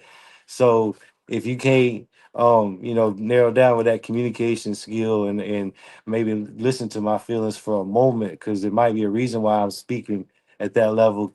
Because at the same time, y'all deserve care and love. Y'all don't deserve to get talked to like we talk to people out there in the world. That's one thing I found difficult to learn after cutting out of the army. Yelling ain't the best way of communication all the time, especially in that household. So I think we're getting it twisted on both sides. But yeah, that double standard is real, and that fight or flight is something that you can't avoid. But when you start seeing it and recognizing it, and we just not addressing it right, because I think we just giving up throwing our fucking flag. When we really could just be like, all right, hold on, like, what's going on? 'Cause I guarantee you, not to say, but if the ex had said, you know what, you got a lot of problems, fuck it, I'll deal with it. Who knows how it might have turned out, But I'm just glad it worked out the way it did, because, That's a plane right there, man. Are you landing it or you taking off? bro, I've been in flight for some time now, because 6 years strong now, because I got the one. You know what I'm saying? Okay, So it is what it is. gotcha. But that's my piece. No, no, you definitely said a mouthful, and I agree with what you just with what you put out. Big Mike, you got something bouncing off. You playing on another device? Nah. Okay, we good. All right, we good now. Then, all right, too easy. So, Wait, what D happened to it? is on you. You hear Drake? We can Let hear you. Mike go. I'll let my. I ain't even in tune. I need to get back in tune, man. No, Oh, no, that was a you, long no, video. no, no. Trust me. It was Oh, on the everything that video, you I said. know what's going on with the video now. Yeah, yeah. Yeah, that's There you where go. we at. Go ahead, brother. Take Okay, so on. basically what I got from the video is that okay, so she was speaking a good one. Pretty much what it boils down to me is that the sacrifice in relationships is not equal. Uh Men is willing to do a lot more. And the reason I think that is because men love unconditionally. A man to come in a relationship, a woman don't gotta have nothing. She don't gotta have a degree, she don't gotta have a job. She don't gotta have a big family. She don't gotta have assets and things that could benefit me immediately, right? On the other hand, a woman's coming into a relationship, you got to have something. You got to have a job. You got to be stable. You got to have a house over your head. You can't have too many kids because women will accept kids nowadays, but not too many kids. You know what I mean? And that's up in the air depending on the woman. Um, I feel like it's that when it comes down to the double standard of things, it's like men is taking the shorter end of the stick. You know what I'm saying? It's kind of like we're not getting everything that we should from relationships. And if we voice our opinion, we too sensitive. If a woman voices her opinion and we don't listen, then we're just everything, all the other names. We're insensitive, we're selfish, we're not, we need to listen more. But it's like men do a lot of listening. That's why we're able to regurgitate and transcribe what you said to them months ago. We take it all in. But on the other hand, if you ask a woman to just tell you what she just said, oh, it don't matter what I just said because I didn't get a chance to finish. No, you did. We let you land your plane, but you don't remember what you said because you were just trying to prove a point. You wasn't really trying to move forward. Men in relationships are trying to move forward, grow, build legacy and tradition and generational wealth. Nowadays, most women are not. And the ones that are, they do it in a manly way. So they feel like the things that they're doing is replica or identical to the way a man does it instead of just staying in the feminine and the submissive side of things. You're right. You shouldn't have to want and need for anything. That is my job to provide, but allow me to do so. Don't fight my provide. You gotta support it. When I come home and I'm bringing them flowers, yeah, okay. She said bring extravagant things and all that. So you're telling me I have to do this now. I have to do these things, but what do you have to do? What do you have to do? Because we're not asking you to pay the bills. We're not asking you to take care of all the kids. We're not asking you to figure out the problems when they come. We're not asking you to move mountains and build doors and make sure we got houses over our head. We're not asking you for that. So for the little that we're asking, how could there be anything other than yes, sir? Yes, sir. Because I heard somebody, I forgot who said it earlier. I think it wasn't Cheese. It was Drinker, and she said something that she should have the same ability to do exactly as the man is doing. Listen, the man is only going to get something physical because that's what he told you he was lacking. Now, if a woman is lacking something physical and she has voiced that, and they have tried all the municipal ways, they got the rolls while they're doing it, the vibrators, the this, they did everything and it's just not working, then by all means, go ahead and get you some good dick. But if that's not the case, if it's something else, I don't like the tit for tat thing. If a man is doing it, then a woman should be doing it. Okay, well, men jump in front of bullets. Are you gonna do that too? Like men, men got ulcers over the whole family's issues. Are you gonna do that too? No, so don't try to pick and choose what you want to do. You have to do it all. And you're right. If we went biblically, it does say biblically that you got to God will not take care of a man that does not take care of his wife. That is a fact. However, a wife is not just a name. It's somebody that's actually playing and living the role of a wife, not just the ones that's married. You could be married. That don't make you a wife. Legally, on paper, it do. But on paper, ain't got nothing to do with God. Ain't got nothing to do with God. So if we're going to do it biblically, you got to play that role as a wife. If I'm your husband and I'm feeling down, you got to do whatever it takes to lift me up. I don't care if you had a long day. That does not matter. Jesus did not get tired. He always by your side. He would never let you drown. We supposed to move in Jesus' name. We supposed to move as him. We supposed to love like Jesus. Well, what would Jesus do? Would Jesus put his feelings over the person that he's trying to, bring up? No, he gonna put his feelings aside. He gonna fast for 40 days and 40 nights. He gonna not eat. He gonna get beaten. He gonna take those lashes to show them this is how we move. Well, if we gonna do that, then move in that essence. Because a man is doing that pretty. I'm not talking about the deadbeats. I'm not talking about the hood dudes, the hood niggas. I'm not talking about them. I'm talking about the ones that's really standing on business, that really care about you, that really is putting. I'm not talking about just monetary value. Actually teaching you something, allowing you to progress. If we wasn't together, this is how you move forward. This is what you do. Oh, you got that situation over there? Let me put a little bit of it off your shoulders. That's what the roses is for. That's what the pop-up dates is for. Because I see you having a bad time. But where's the roses for a man? Where's the pop-up dates for a man? All we want you to do is bend that ass over and throw it back. That's it. And if you could just do that, You can make it so much further. But women put the pussy on a pedestal. They put it up here. Oh, he not treating me right. I'm gonna take the pussy. All right, so when you're not treating me right, I'm gonna take the money for the bills. How about that?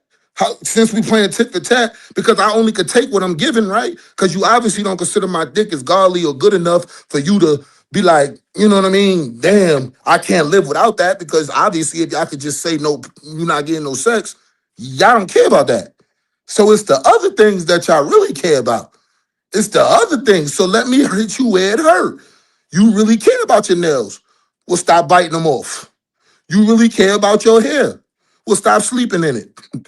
You really care about these things, then these are the things that you got to show me you care about if it's going to be what I'm going to provide for you. If not, I'm going to take it when you're not giving me what I want. Just like you're going to take from me when you're not getting what you want. Hope I ain't say too much. No, Cook time. I was about to throw the plane up for him, Ronnie. He was going, but hey, he ended it right as soon as I got on the tarmacs. I was banking that bitch around O'Hare Airport, and he landed it for me. All right, we got Drake, we got Cheese. Before D go, because we still got D to go. But I want, because Mike said a lot, Ronnie said a lot. I definitely said my piece. Do any one of you ladies want to respond to Big Mike, Ronnie, or myself before D? Because D got notes and a highlighter.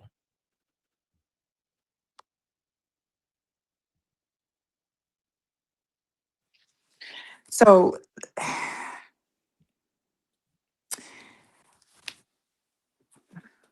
who is it? You? Big Mike. So Big Mike did say a lot. And I did hear him say about how, You know, you just know, say balls, but you can't argue with the truth. huh?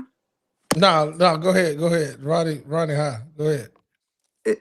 He did say a lot, and he said so much of, okay, if you taking the coochie away from me, then I take the money away from you. But the problem is that works for the women that I only can't could hear bring this that to the shit. table. For somebody who could pay her own stuff and do her own thing, that don't, it don't really go like that. And I know you're saying that it's so-called double standard because a man's supposed to do whatever and whatever, but let's be real. In this day and age, a man, well, I'm not gonna say a man, all men are not out here just providing everything for every, whatever. And that's not the only thing that a woman does. Again, I said initially in the beginning that I don't agree with a woman withholding sex from a man, nor a man withholding it from a woman. However, you know what I'm saying? I'm not saying that just because she's so-called quote unquote tired that she shouldn't. Like, I just said find out the reason behind the why. I'm not saying that it's okay to be like no, but it's like, okay, is, again, Ronnie said, I think that's his name. Ronnie said it was way deeper than that, and it's layers to it because it really is.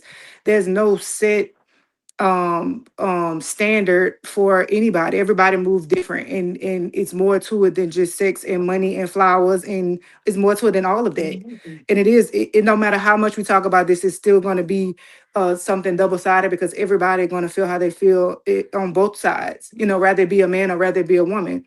Big Mike might feel like, okay, well, as a man, I'm paying all the bills and all I want from you is for you to give me sex. I don't care what else, but be That's real, in it. today's age, women have to worry about way more than just, than just that. They're just But coming look, home and giving sex or providing sex or whatever it may be. So it's a lot of layers to all of that. It's not just about that. I get that. Yes. And so I get that you're holding up Christ. Okay. So again, golly, all of that. I heard all of that. We could be the real, we could be the whatever. However, it's still two people and it still take both people. I don't care if it's whatever. You providing the bills, I'm providing the sex. We both providing sex. It's not just one person that's providing sex in the relationship. So it could be both sides. We could talk about this all day because I don't think we're all gonna agree 100% on everything that everyone is saying. But it definitely goes both ways. Yeah, no, and this is the reason why we said, like, I know I said like a couple times, we appreciate y'all for pulling up, and every lady that's been on the panel previously, we appreciate y'all pulling up, because if not, there'll be a whole bunch of us over here with a whole bunch of fucking testosterone just complaining, and then our comments and our feelings would be looked as being sensitive or overreacting. So at the end of the day, we appreciate y'all for pulling up. And we heard everything that you said. So I'm gonna pass it to Cheese if she has something to say, and then we're gonna go ahead on to my man D Awesome. No, I'm good. Okay. All right, D, before you go, I want to pose this off the video. There was one thing in the video that stood out to me that I know for a freaking fact that a lot of guys experience. And I'm talking this because I talked to a lot of guys which is in long-term relationships or marriages. Here's one thing that the lady said in the video. She said that at a lot of times that when you guys aren't getting one thing your way, now all of a sudden he don't love you at all. Now, if y'all didn't hear that part, I want to address that part. She said, because, and then she also said he has to validate you constantly by saying he love you, by saying he this. When love is an action word, when she said something I love, when she said the basics of him being there shows you that, and being there and being committed to you, meaning he's so-called, nobody knows, but he so-called cut everybody else loose and said, you my one. She said that just that alone is love. She also said, like God loves us, that we don't have to see him and we don't have to see his works to know that he loves us. And since man comes from God or in his image, then it should be the same way. So what I want to ask you guys is, why is it that you have to see or be told that we love you when just being with you alone should let you know that we love you? Because, go ahead. First of all, men not perfect. God is perfect. So that we believe in God through faith. We know his works. But just because a man is with us or say he's with us doesn't mean, and not saying it or not showing it, that don't mean you love me. Just because you say you with me, you committed to me, that don't mean you love me. You gotta show in some kind of way. Not saying that you gotta bring flowers every day. Not saying that you gotta do all this grand gesture every day, but you should show it sometime. Yeah. She didn't take nothing away from showing it. She didn't say nothing that he don't have to show it. What she said is that you guys take an inch a mile. Y'all take an inch and make it a mile, meaning she must do that. Huh? She must do that. Not all women. She never said all, y'all. This is what Kevin Samuels and everybody else that had these conversations fought against. Nobody never said all, but what she's speaking to is the general consensus. And a lot of guys, which y'all cannot speak for, will say that we've experienced this or currently going through it. If that man go a week without literally catering to your feelings of your emotions of needing to hear or see, not see him present. That's where she was going with. She said him being present is a huge act of love, because he can go and be present with anybody else. Don't mean you love them because you're present. No, see, that's the problem. I'm just saying it don't. So just a person could be not the problem with you. I'm saying that's the problem. Go ahead, Drake. I'm not saying the problem with me, but I'm just saying just because a man is physically there doesn't mean that that's love. So No. She said, listen, that's why I asked y'all when you cut your camera off and Cheese cut her camera off. I wanted to know that because it was a 6-minute long video. I wanted to make sure that you guys was literally listening at what this lady said. We were, and I said I didn't agree with everything she said. Okay, I said that. She didn't say him being there is just all the love. She said, but you said that him being there shows that he loves her, right? Is the what you said? No, listen, is the basics to him loving you. No, you don't believe that's that. True. No, that's true.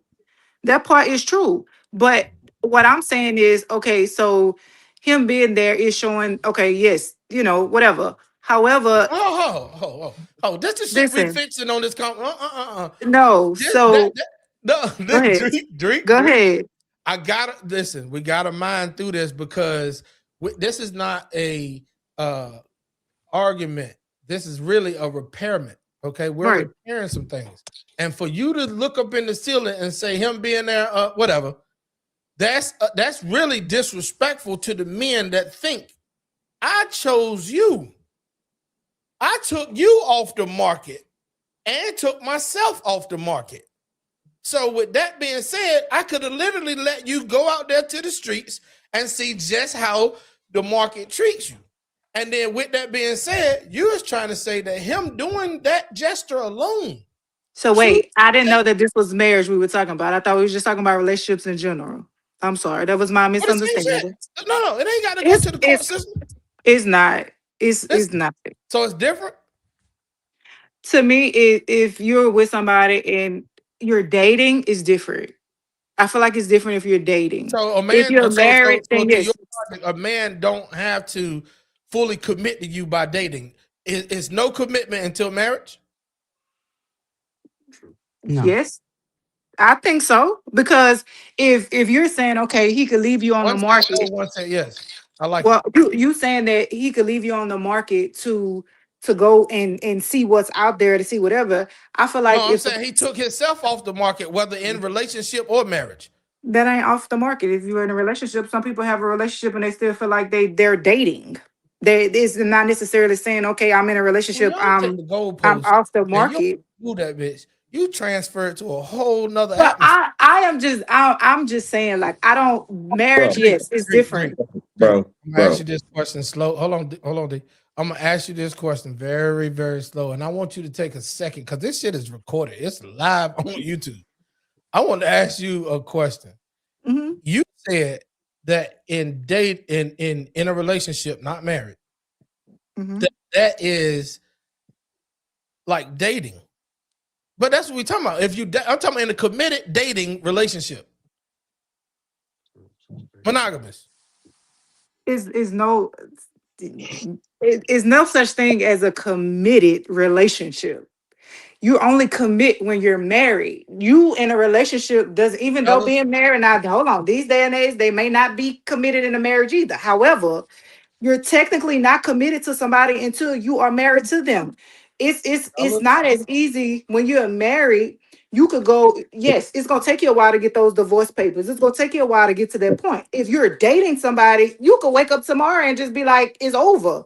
And it's over. most women in marriages do that when they're ready to roll. And you They ain't get wake up Well, tomorrow and say it's that's over. that's the men that don't have the men or women that shouldn't be married anyway. If they getting up and waking up and saying this ain't what I want to do. Oh my God, I am glad to It's see it take more to marriage than just that or relationship. So to me, if you're not committed, if you're not married, it's not no such thing as a committed relationship. You're in a relationship, but you're not committed. I mean, you're not married. Now, I think you're wrong on that one. Drake. No, I don't Go think ahead, so G. Because either. if you're in a committed relationship, so if you get engaged or anything, so you still not in a committed relationship? hell no. Fuck no Hold shit on, No, no. D. When they no. disagreeing with each other, you gotta let it rock. Go ahead, G. No, in a commitment, you're not. It's not a committed relationship. It's an engagement.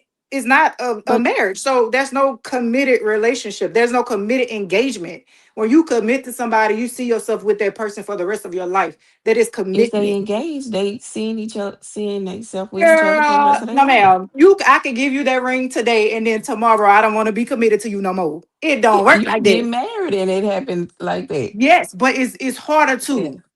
I'm not saying that you can't, but it's harder to. When you're married, it's not as easy as getting up and saying, okay, XYZ. It's shit that you have to go through.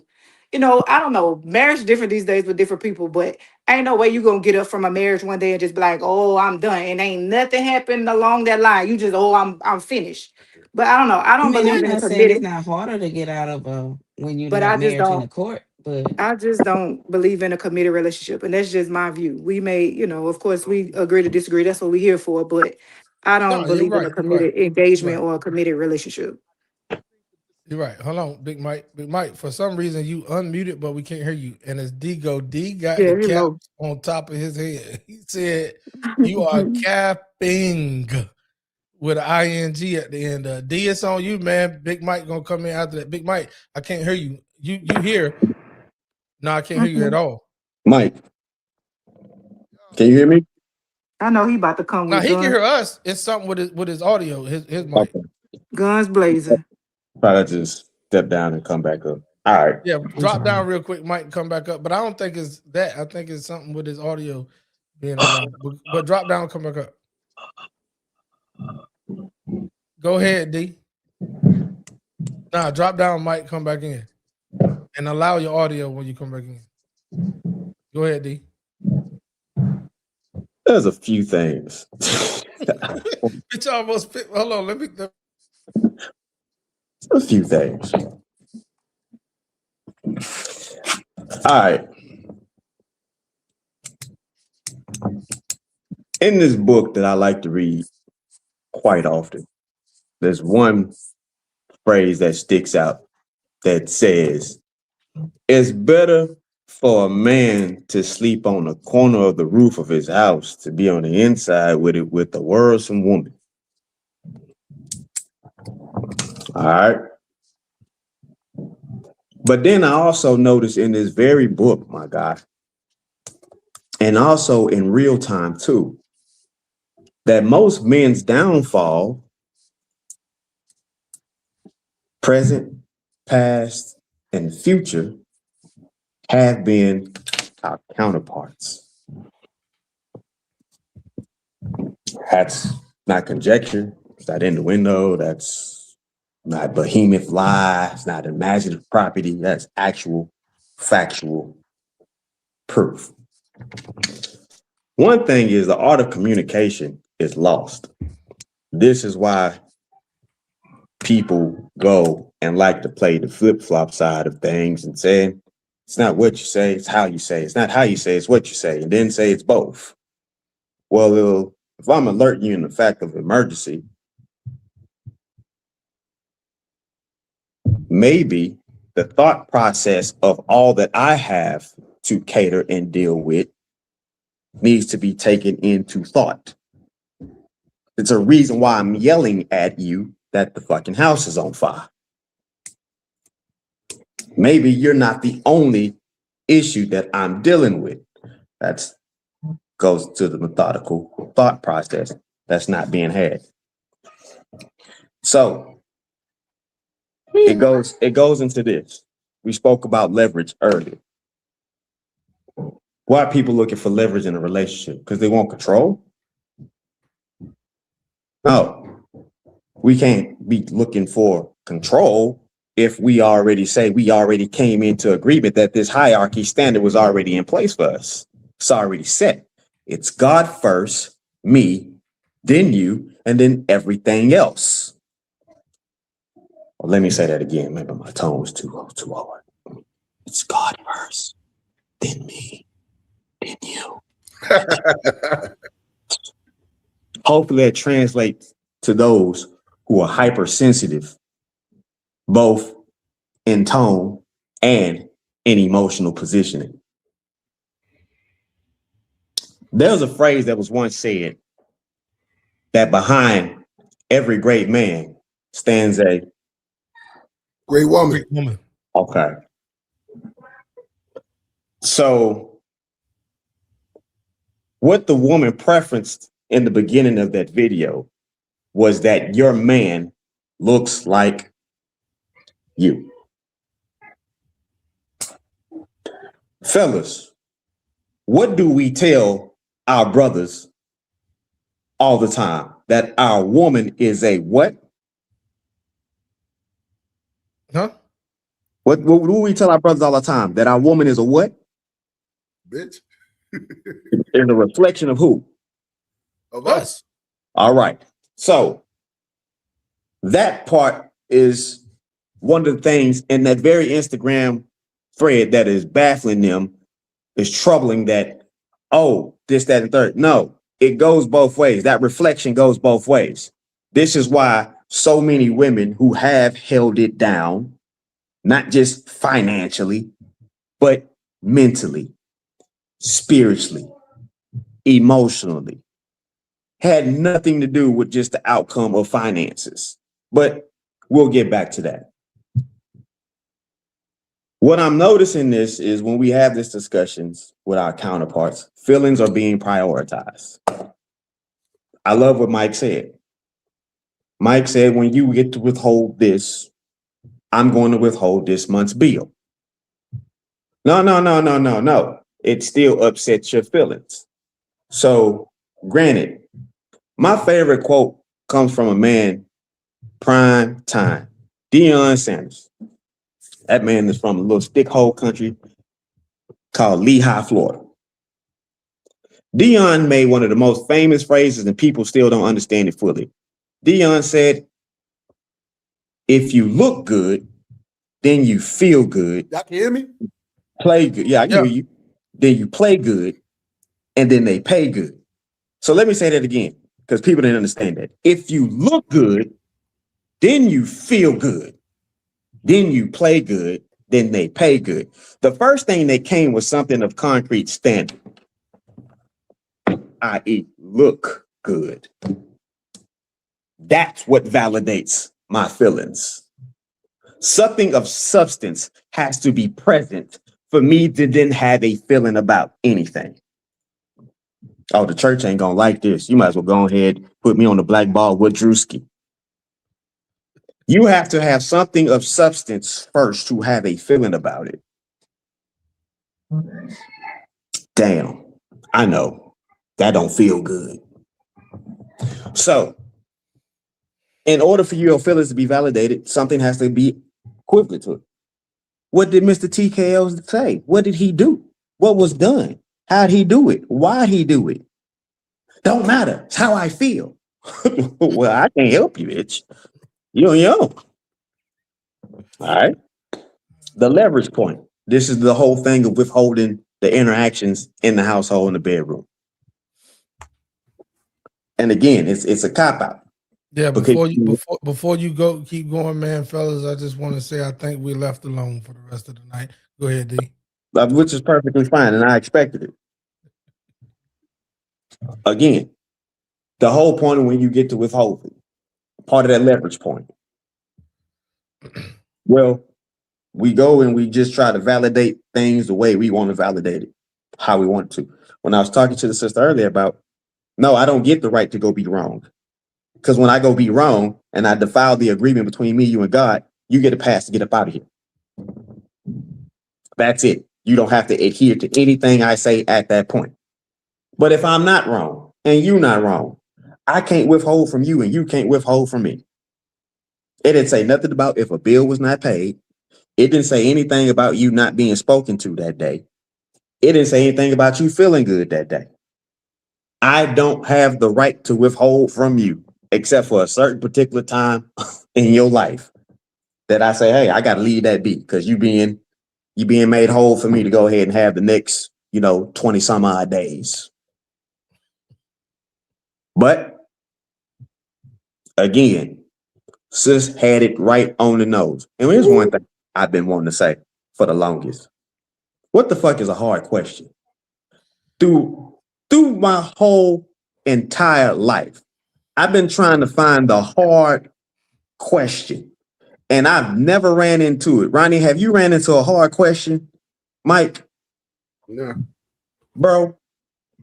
Because for me, the questions that come my way is either I know, I don't know, I want to find out, I don't give a shit. Mm-hmm. So, which one of them questions ever grabbed your ass and said, you're going to answer me? I've never ran into a hard question. So, again, biblical standard and even in real time, most men's downfall has been women. That's just that.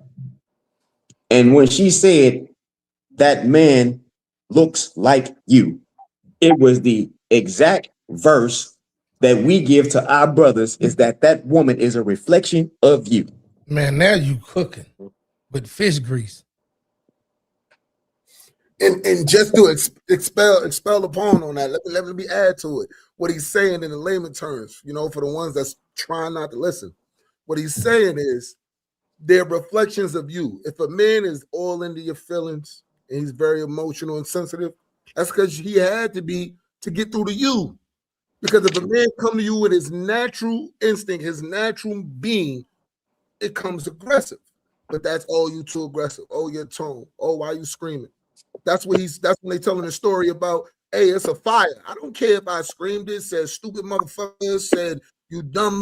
It's a fire. You could tell it to me anyway. You could come to me in any way. You high yellow bastard, it's a fire. I'm gonna move. You little stupid motherfucker. I'm gonna move. It don't matter how you tell it to me. I'm just happy you told me it's a fire. I'm not gonna say, wait, but who you talking to? You gotta have some respect. Respect. I'm saving your ass. This is the utmost respect. I'm telling you, it's time to go. And that part right there, Big Mike, is what the lady said in the video when she said, being there with you and taking, like choosing you alone is saving your ass. I done seen so many that thought the shit was sweet, and I done been on the other end that showed so many that the shit ain't sweet. So at the end of the day, like, why you think you could choose us, and this is not a us versus them, but I just want to put it out there in layman's terms. Like, when a man says he wants to be with you, that lady said in the video, and she is so true about that, that's just the basics of him showing you love. Because the problem is that so many don't think that. That's another thing that he talked about. That he talked about in video. Who's the prize?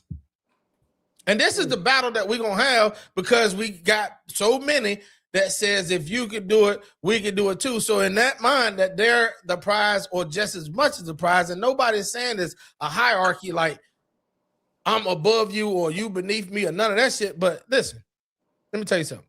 There's a reason why there's a bride and there's a groom.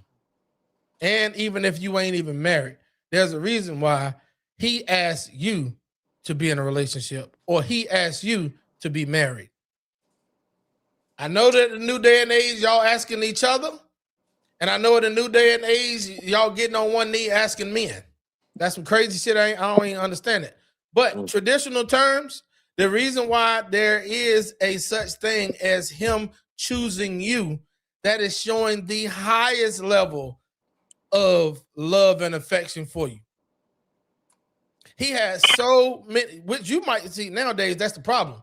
With his tit for tat shit, or you can do it too, and I can do it too. He has so many options to just only single you out and choose you. Nowadays, y'all think that, oh, we had those same amount of options. The problem is, like D started talking about, that the double standard that rises up amongst men and women, that a man has a double standard that benefits him, is that he can have a whole bunch of options and don't be looked at or look sideways at or slighted for having a whole Rolodex of chicks. And he said, you know what? I'm tired of all this shit. I just want her. But she thinks that because I swear to God, I'm not talking about nobody that was on the panel or nobody that's listening. I'm talking through this panel to the internet. She thinks just because she had a whole bunch of some bitches in her DM or a whole bunch of people in her cell phone that just want to fuck, she think that she's showing a bit of a sacrifice for not giving in to them and allowing you to be the only one. Now that's some backward ass shit if I ever seen some.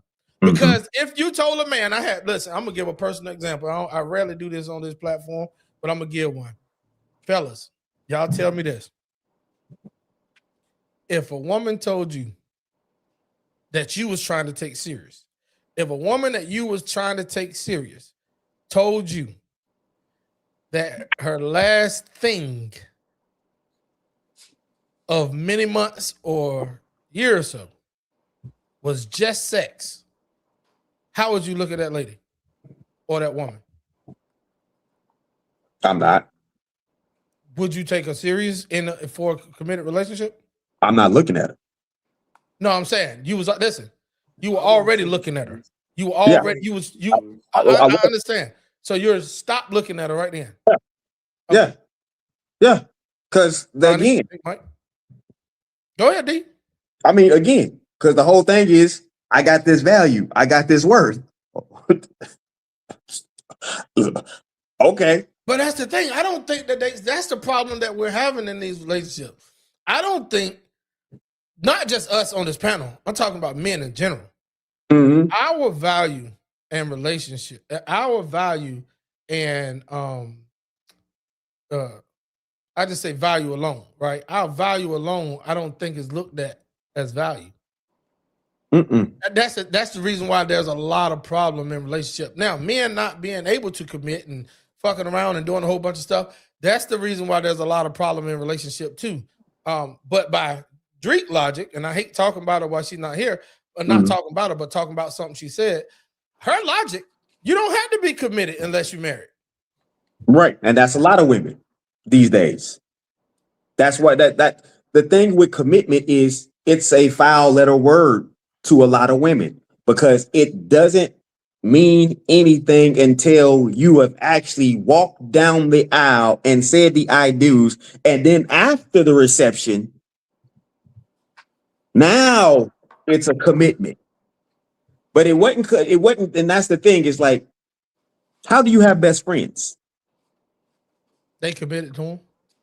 How? Because if there's no commitment and there's no such thing as a committed relationship until a certain thing happened, then your best friend need to be walking you down the aisle. Bro, but like I was saying, that's moving the goalpost regardless. Because even after the committed, the sex and all the extra shit that you want, still you don't get it. It's still stop and it's slow down and it's not even the same anymore. So it's not even to say like that jump over the broom. It's not gonna get you everything that you've been asking for because you not now showed me you committed to me. No, it just means that if you leave, I'm taking half. So they got more security. That's the only thing that's making committed to your wallet. Because they don't got to be committed to you. They don't got to be committed to your feelings. They just committed to boy, you taking the words out my mouth. Yeah. No, keep cooking. You taking the words out my mouth. It's spooky. It's spooky when the goalpost is moving, bro. It's hard to hit the field goal, bro. It's just gonna be hard. I'm gonna tell you one, Big Mike. The real reason why, man, and this is shit that I'm 47. How old are y'all? I know Big Mike in his 30s. Ronnie, you ain't in your 20s, nigga. How old are you? 42. Oh, 42. I thought you were throwing up two like 20s. I'm about to say, you stop. said 47. I was like 42. Oh, 42. Gotcha. So listen, check this out. The reason why, man, and I'm gonna say this for sure. First of all, a man knows when a woman is into him. Big Mike just alluded to the fact that a lot of times they into your wallet or into the idea of having you. But listen, I think that we all, that's why I brought up the age factor. I think we all have experienced, even when, I'll go as far as to say this, even when we weren't all the way into that person, and normally that's how it happened. The person that's really, really, really into you, you're not into them. I tell people this all the time when it comes to relationship. Most people out here bullshitting. Most people out here chasing what they can't have and running away from what wants them, right? So all of us have experienced women that were, you can tell when they're into you. You can also tell when they're with you. And like Big Mike said in his comments before he popped up on the panel, a man shouldn't have to ask or need sex. That's a whole fact. He said it right there. Boom. Sex should never be needed by a man. And I don't want to just dumb it down to the physical form of making love or having sex or fucking or whatever you want to label it. I don't want to label it. I don't want to just dumb it down to that. Somebody being into you is way more than sex, bro. Yep. Like, matter of fact, when it comes to sex, we don't give a fuck if they into us like that or not. But all the other things that it takes to keep you satisfied or please you on a bare minimum, it's not really given and poured into. That's why we get so happy when we find that one. Oh, come on, man. That one. And that's why. But the thing is, I think the misconception is, and this is also the tail sign too, if you think about it, when we find that one, it's like, yeah, it was chicks that was like gone. But at that one, oh, I want to do this and I want to this and I want to open it up like for me and you. But you start to see that this pushback coming, you got to think, well, how much did you really It's so Hey, quick they're getting their feelings, yo. okay, what was really like something, But the thing that really concerned me is the fact of the commitment factor. And Mike was right too, because dudes will take what they call now, what we used to call busted, they call them chop now.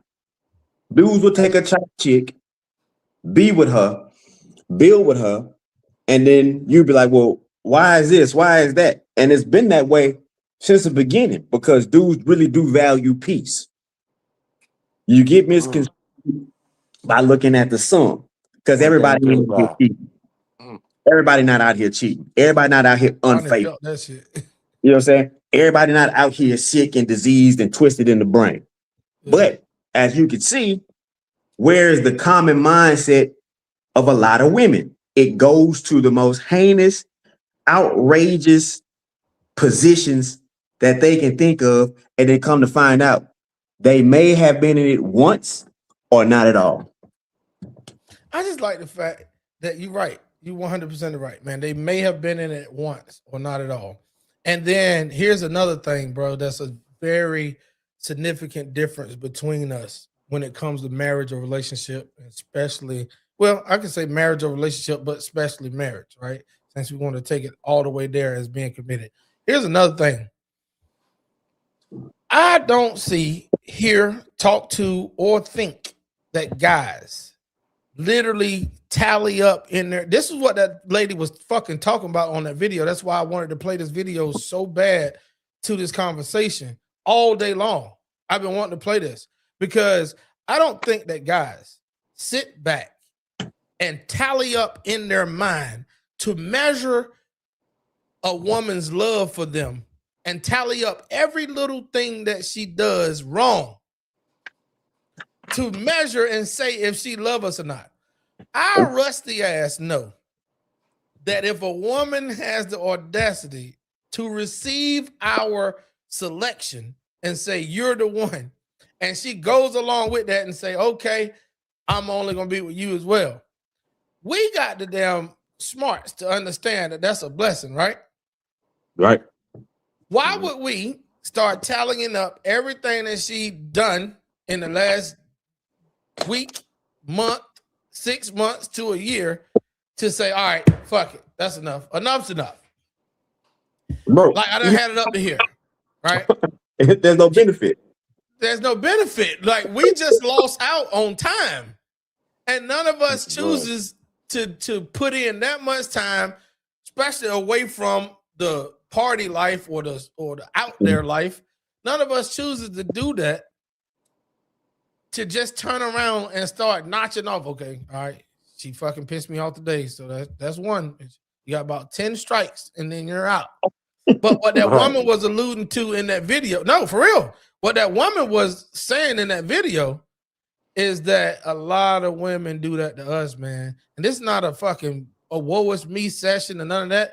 The reason why I think that they left as a collective whole and never returned. See how everybody dropping off, but people return back to the conversation, right? But the reason why I think that I think it was a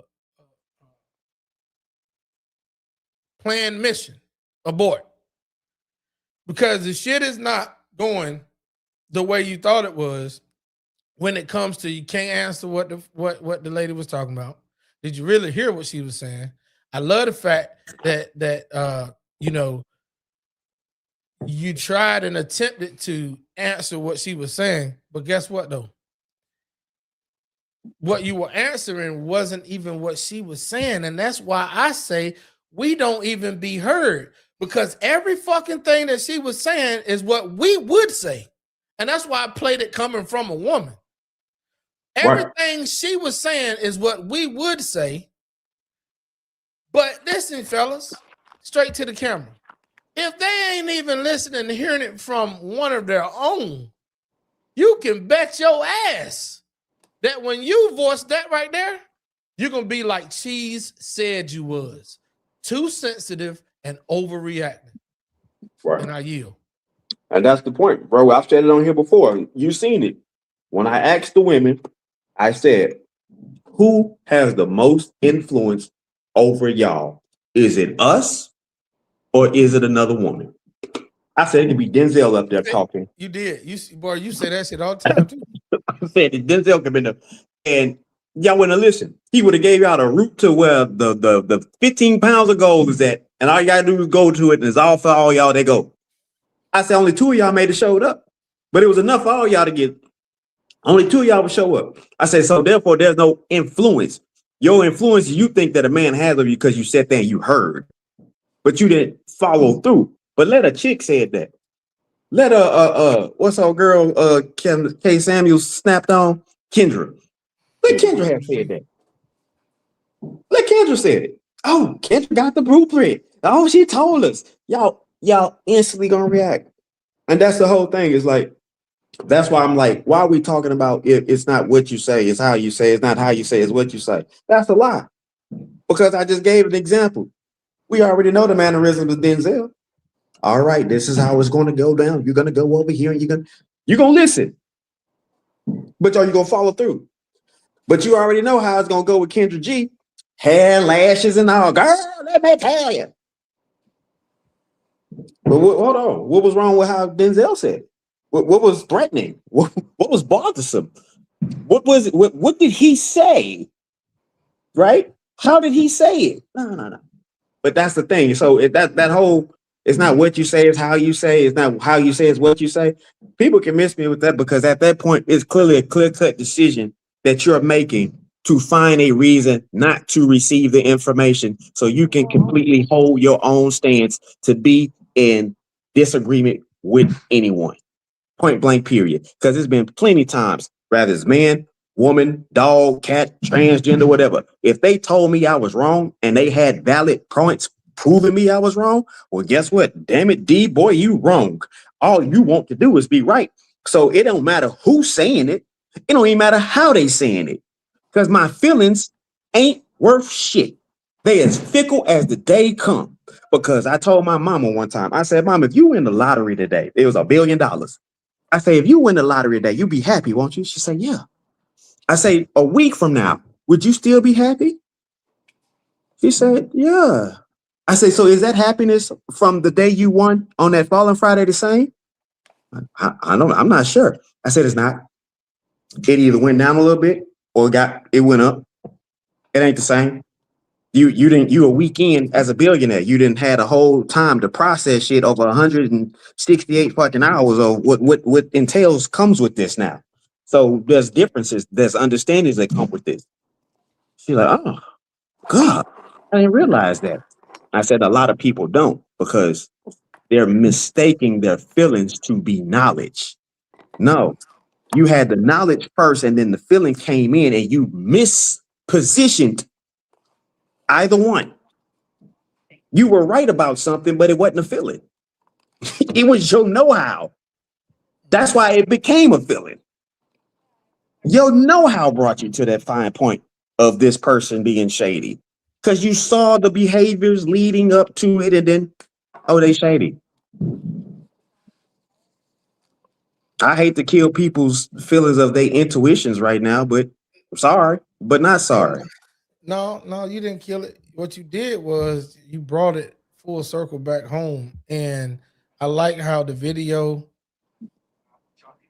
not just for the ladies that's on the panel, because I believe if anybody watched this on the replay, ladies, the video brought home the fact that what they call pick-me's, this lady on the video would have been called a pick-me. Meaning y'all would shame her for saying what y'all say all the time, her truth, right? Or what she believed. Y'all would have shamed her for saying what she said because y'all would have said that she's trying to be chosen or on the side of men to be like a pick-me, being picked up, right? I would have picked them. In hindsight, we say these things, and that's what I really wanted to point out at the end. I said it already, and I'll say it again. We cannot say these things and think it's going to land on an honest ear, listening to really understand, or like Cheese said, listening and being taken serious. You're going to be always overreacting. And now that we know, I'm just gonna go ahead on and do it. I'm gonna use drinker terms. Hey, fellas, if you ain't put a ring on it yet, you already see not just the mindset of one. I'm gonna tell you that that's the mindset of a whole bunch of them. If you ain't put the ring on it yet, this ain't your pussy.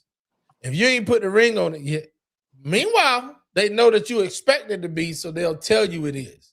But just like the article said about Megan Goode and going from the good guy to the bad guy, they'll give different parameters for you if you're a good guy. Even a mediocre motherfucker. He ain't got to be always great. They'll give you different parameters that they would give to the guy that they know ain't worth shit. But if they want him so bad, like Chris Brown, they'll give this son bitch because of his fame, money, all the other shit, and more importantly, it ain't even it got something to do with his money and fame. But you know what it got more to do with? And it's the same fucking thing that I just said. The reason why they would give him all the leeway and parameters, you know why? Because he chose them. Out of all the bitches he could have had, he chose them. And that's why they'll overlook things. That's why he can come in the house and raise his motherfucking voice and boom, it straightened right up. That's why he can tell his woman to don't dress a certain type of way. This is what one of the dudes said on the podcast I was looking at today.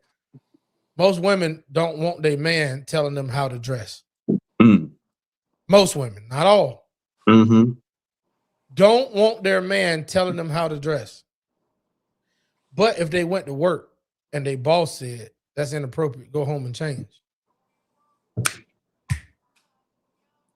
And most women would say, because we conditioned to think this way. Oh, that's a no-brainer. Hell yeah, I'm gonna go home and change. That's my bread. That's my paycheck. That's how I eat. And that's how they don't value us over the bread, over the paycheck, over how they eat.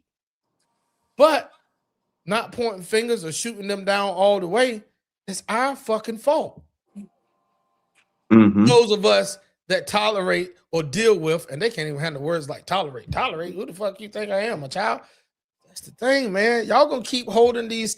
Listen, man, I'm already seeing y'all women. I'm already seeing y'all marrying each other by the boatloads and holding each other hands. And I can look at you with your 4 kids and her with her 2, which I knew that all y'all life y'all wasn't this way. Y'all just settling for each other. Because now guys are saying, you know what? I am the prize.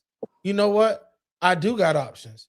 You know, especially if he halfway, like Big Mike said a while ago, halfway got his shit together and really not even his shit together in monetary gains, but his shit together up here. Because you can always go get it. More men that lose it and go rock bottom rise right back the fuck up than there are women that lose it and go rock bottom. Statistics are showing that there's more women in the last 10 to 15 years going under the bridge of every major city because they ain't settling, because they're not tolerating, and because they think they are the prize.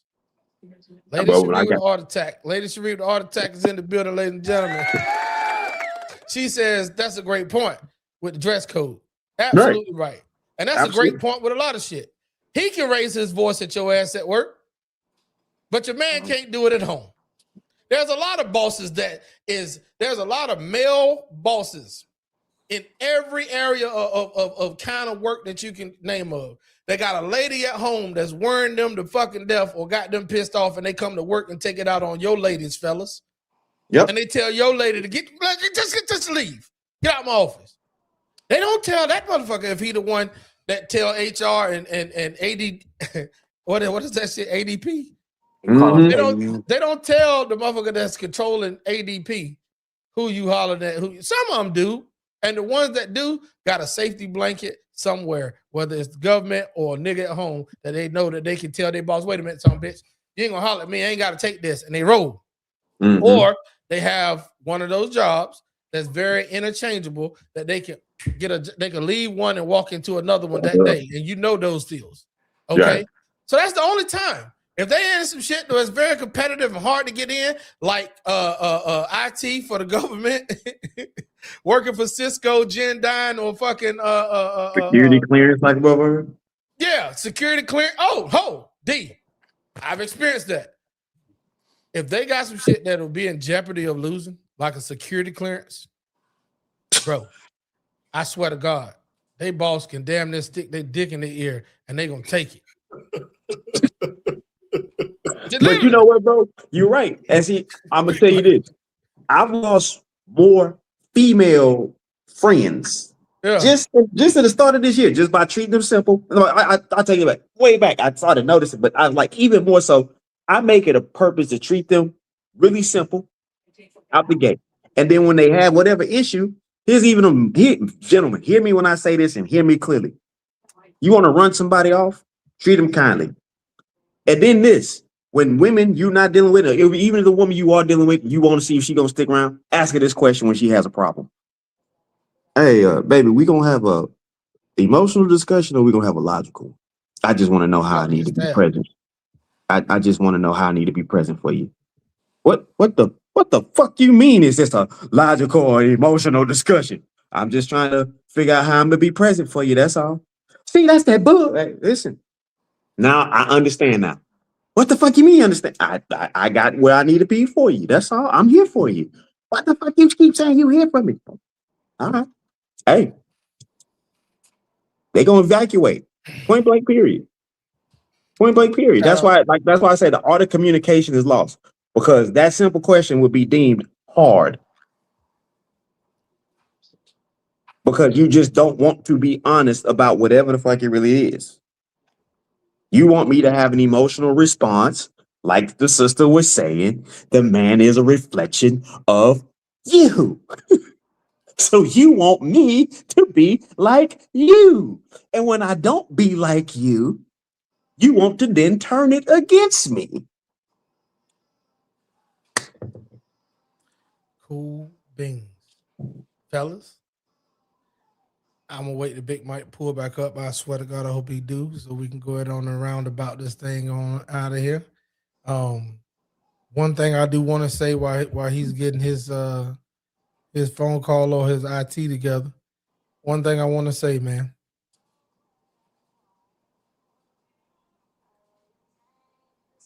The sons are being raised by the mothers. And majority. I'm not saying all. All right. A lot. I ain't gonna say majority. A lot. A lot of the times. The sons are being raised by the mothers. And they're growing up to be emotional as hell. And then they get in relationships and the women say, "Oh, you weak, you so emotional." Okay. My mama raised me, right? A lot of guys say that, right? Or think that, I should say. With that being said, how do you think he's being raised? To be non-confrontational, to not be his innate self of just who he is, voice suppressed because hold on. Who the fuck who you talking to? Like, you know what I'm saying? From the beginning. And when dad is around, present and active. Because I know we all have our mishaps, right? But when dad is around, present and active, the voice thing is not suppressed. We want them, right? We tell them, actually, speak up. But don't be talking like, no, say it with your chest or whatever you want to say, right? But counteractive to what you're saying in that moment is being watered down to say, nah, son. And then guess what? 97% of the teachers that I know are female. So then they're double whammy because for 8 hours a day, you can't even be a male or a boy or a man or a young man. Man, listen, man. I'm so glad that D Awesome One has a show called Sit Bro. And D, we might end up having to take the parameters of our YouTube on there and turn it for kids. It's Because if cool. we don't reach it back to the ones under 18, they're gonna be fucked up by the time they come to sit, bro. And we're gonna Yeah. have headaches to get through to a lot of them. Ronnie Woodham, you and I served in the United States Army. And we understand that we've encountered a whole bunch of young men, 17, 18 years old, that came and stood in front of us, or we stood in front of them. And we can clearly tell which one had a guy in his life, whether it was his real father, his mama, boyfriend, or uncle, or big brother, or whatever. And we can clearly tell which ones did not have any male influence in their life. Because when you first say something to one that ain't had no male influence in their life, you might have to fuck them up. Because they're gonna take it as disrespectful. Who you raising your voice to? All the things that you hear coming out. So when I'll wrap it up my end and say this, ladies, when you hear a guy raise his voice to a higher octet to get through to you, like D or somebody said on the panel, the reason why they go up is because that's the only way. Big Mike said it, to get through to you. Don't look at that as him being just some motherfucker that you can't take, because the same way that y'all give other people different exceptions based upon who they are to you and in your mind who they are, you give this guy, he could do something to you that this guy can't. Is the same way that this guy that raised his voice don't have to raise his voice like that to every one of y'all. Yep. I land. Ronnie's on you, and D always take us out. Nah, that's a good point. Appreciate you having me too, for sure, Wilson. And from my experience, yeah, we do got a lot. Being peacemaker and being nice are two different things. But I do believe there is a double standard to the nice guy versus the chill guy and whatnot, or the one with just the edgy. Granted, men should be a little more edgy, or at least have the Tesla fortitude to say, "Wait a minute, I am leading this house right to whatever level it is, whether it is at this level or at this level." But ladies, y'all, if y'all ain't following, just try it. I'd say just try it, yo, because that's how it works. That's how it's said. God, man, wife, children, so forth. I guarantee there ain't no flat clocking in on time, being dressed perfect attire, getting them tools right and cleaned and everything and on point, taking the trash out at work. If you don't touch that motherfucker at home, I guarantee you, but I can't get like let's think about that, right? And if we lead and we putting in and we provide and doing all that, and ladies, just follow us, yo. Like, try that shit. See if we don't turn out and do something. But if you expect me to build that porch, that deck, and a whole house, like, okay, his needs, her needs. I'll get your needs, you get mine.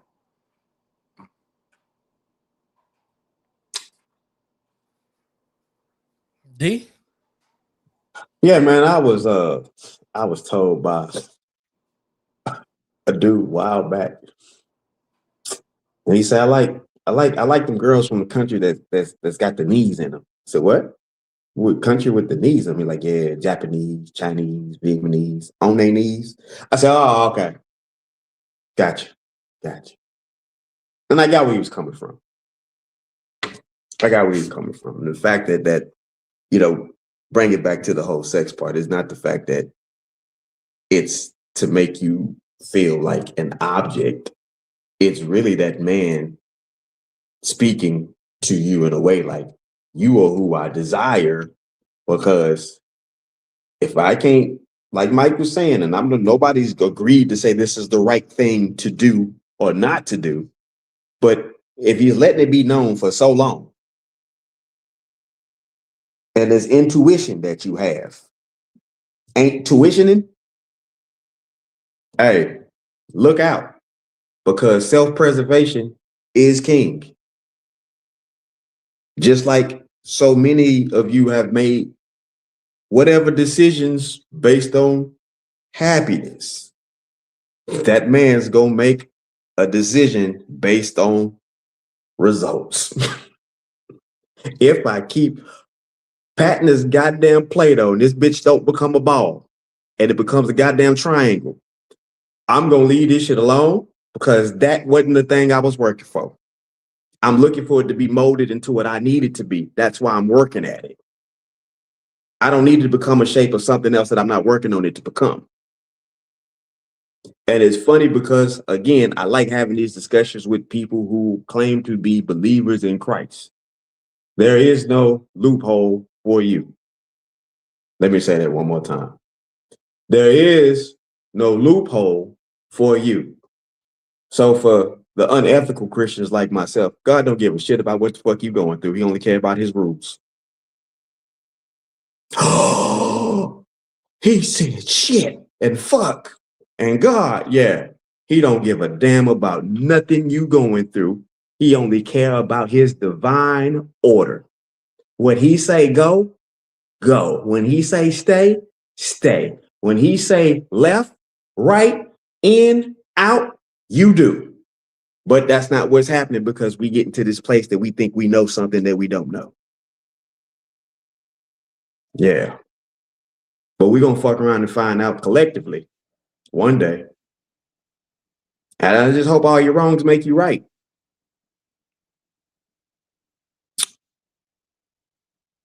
You yield? Yeah. Pass me that joint, Ronnie. Nah, know, right? facts. Hey, no loophole. I was gonna say I was gonna touch on that earlier before you close out though, because that's the thing I was trying to say. I mean, because you got each individual role, and it's on you to fulfill that role, no matter the outside parameters and Right. barriers. That's what I was trying to make Right. to her. No, Like she's you're holding right. back because this, that, and third. You messing up your own role Right. at that Right. point. Yeah, Because that you commitment is really think to when to you're thinking God. about yourself, when you think you're doing something to fulfill yourself, you're really not. You're really not. Really not. The network is TMAC Network, TMAX Network, the Minority Access Exchange. It serves, bro, because it serves the people. How can I, man, look at me. I'm all healthy and then got 45 pounds off of me. You know, I know how to do this. Hey, baby, let's take a walk. It makes me feel bad. Hey, as the sun goes up, it sure enough fucking go down. When winter time run out, spring come around. Sun's out, guns out. Sun's out, buns out. Don't get mad at me. When I'm at the poolside and you sit next to me and a woman can't make the connection because you didn't want to get into divine order and she rolled up, oh, baby, you looking good. How you? I'm his woman. hey, hey, that's your job because you didn't feel like it, right? I came to you. I offered you. Now I'm supposed to make you do something. Then I'm going to be labeled abusive. Then I'm going to be labeled insecure. No. We get out of divine order because we put ourselves above all things. Nah, obedience is better than sacrifice. Matter of fact, me and bro was talking about this.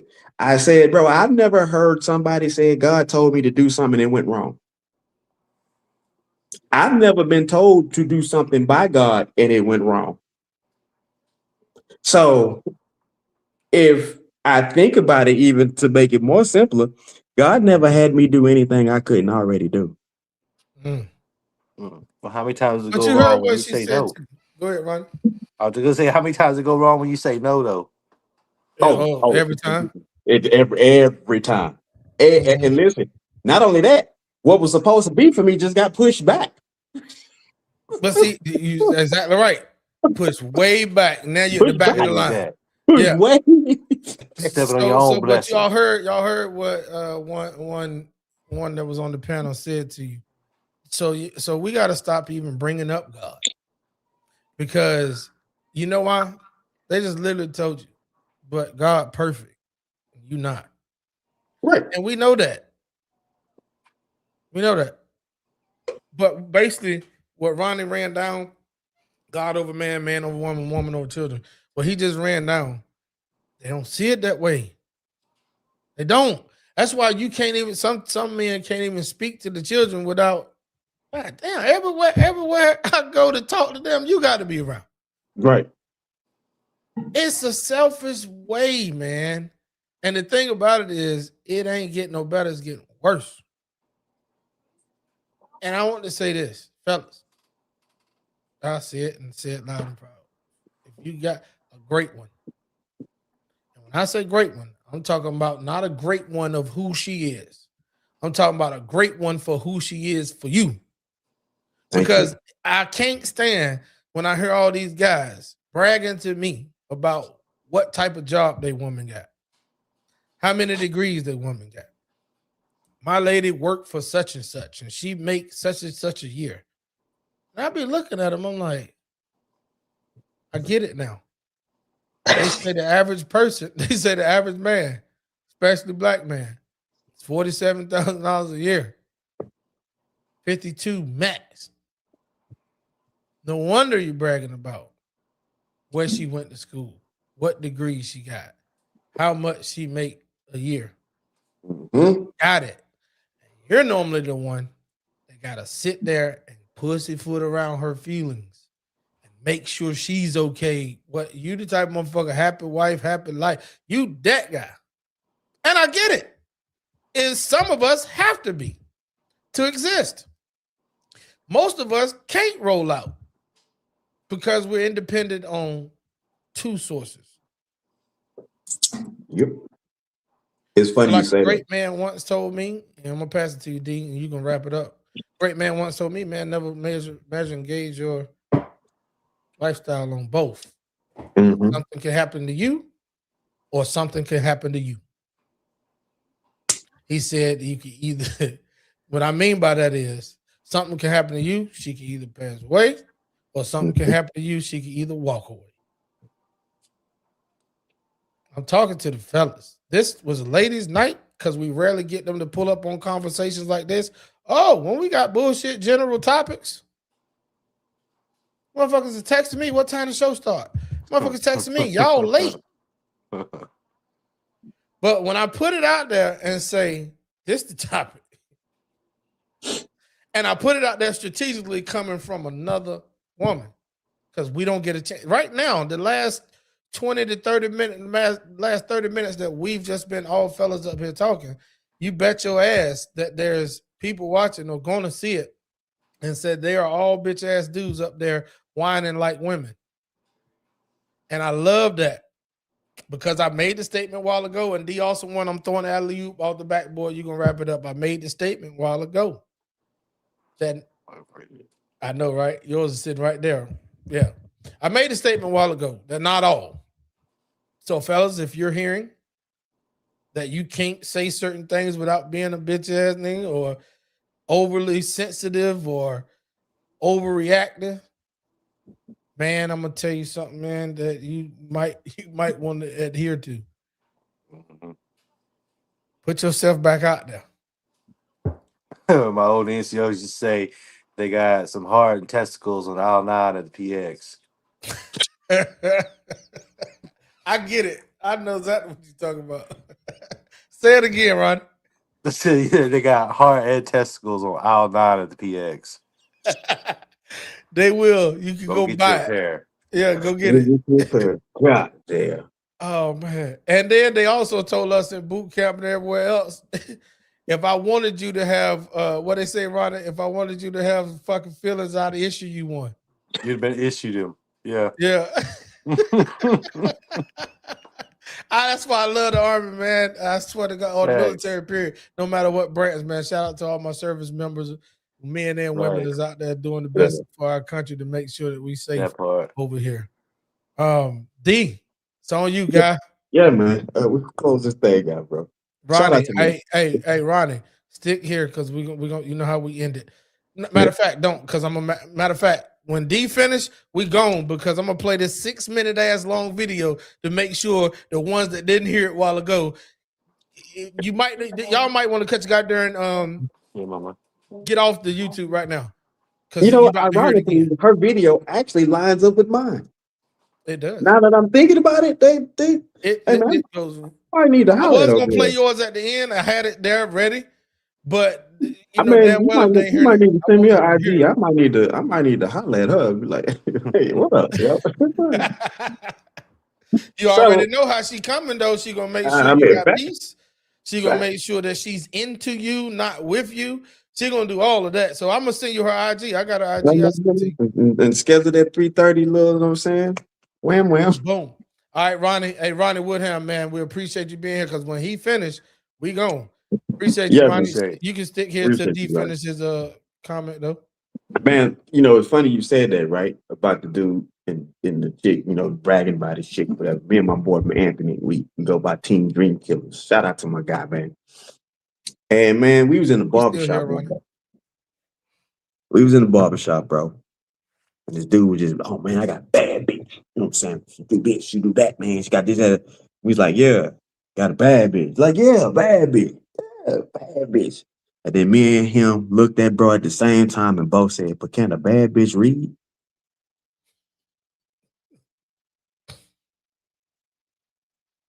Yeah, that's gonna go over a lot of people's heads. So, all of that just to say, man, listen, men are not falling for your aesthetics no more. That's over and done with. Yeah, it might get you to the bedroom, but access doesn't mean asset. That just means you are a set of something you don't want to be. And we can all claim to be all liberated and free and whatever the case may be, but in the halls of your mind, no shot at my sister, but she said I got 100 million thoughts in there. And I wish I could go in there and pull you out, but I can't. I'm too busy dealing with the 100. You got 100 million. I'm not got this 100. And once I get down to the 5, I'm gonna go outside and play a little bit. But nah, got to get out your head, yo. That don't make no sense. We talk about we believing in God. And one thing about God is God ain't always talking to us all soft and meek. Sometimes he come real radical and loud, but it has nothing to do with his love. And a man's position under God is to mimic God's love. And so if you expecting a man to always be meek, mild, and soft, well, then you have no business being involved with a man. By all means, man, have a blessed night. Your man looks like you. Women are the ones that make men emotional. Women are the ones that make men weak. Their default settings, when they're in their natural state, they think from a place of reality, logic. Women come in and confuse those things. They come in and their love is more violent, more chaotic. You know, it's got to have a lot of symbolism. So for men, when they get married or when they're in a relationship with a woman, they commit to a woman, it's like the basic is they love you, right? That's a no-brainer for men. They love this woman. But for women, they need to see the love consistently. So you have to bring me flowers, cards, do big things, extravagant things like I see on social media for me to see this love, right? It's not enough to just, that's basics, that's default settings, is that we are committed to each other because we love each other. No, we got to add to it, right? So the love always got to extend, right? Women move based off of emotion. So if they don't feel like you love them today because you don't see it, you don't physically see, which isn't moving by faith, by the way.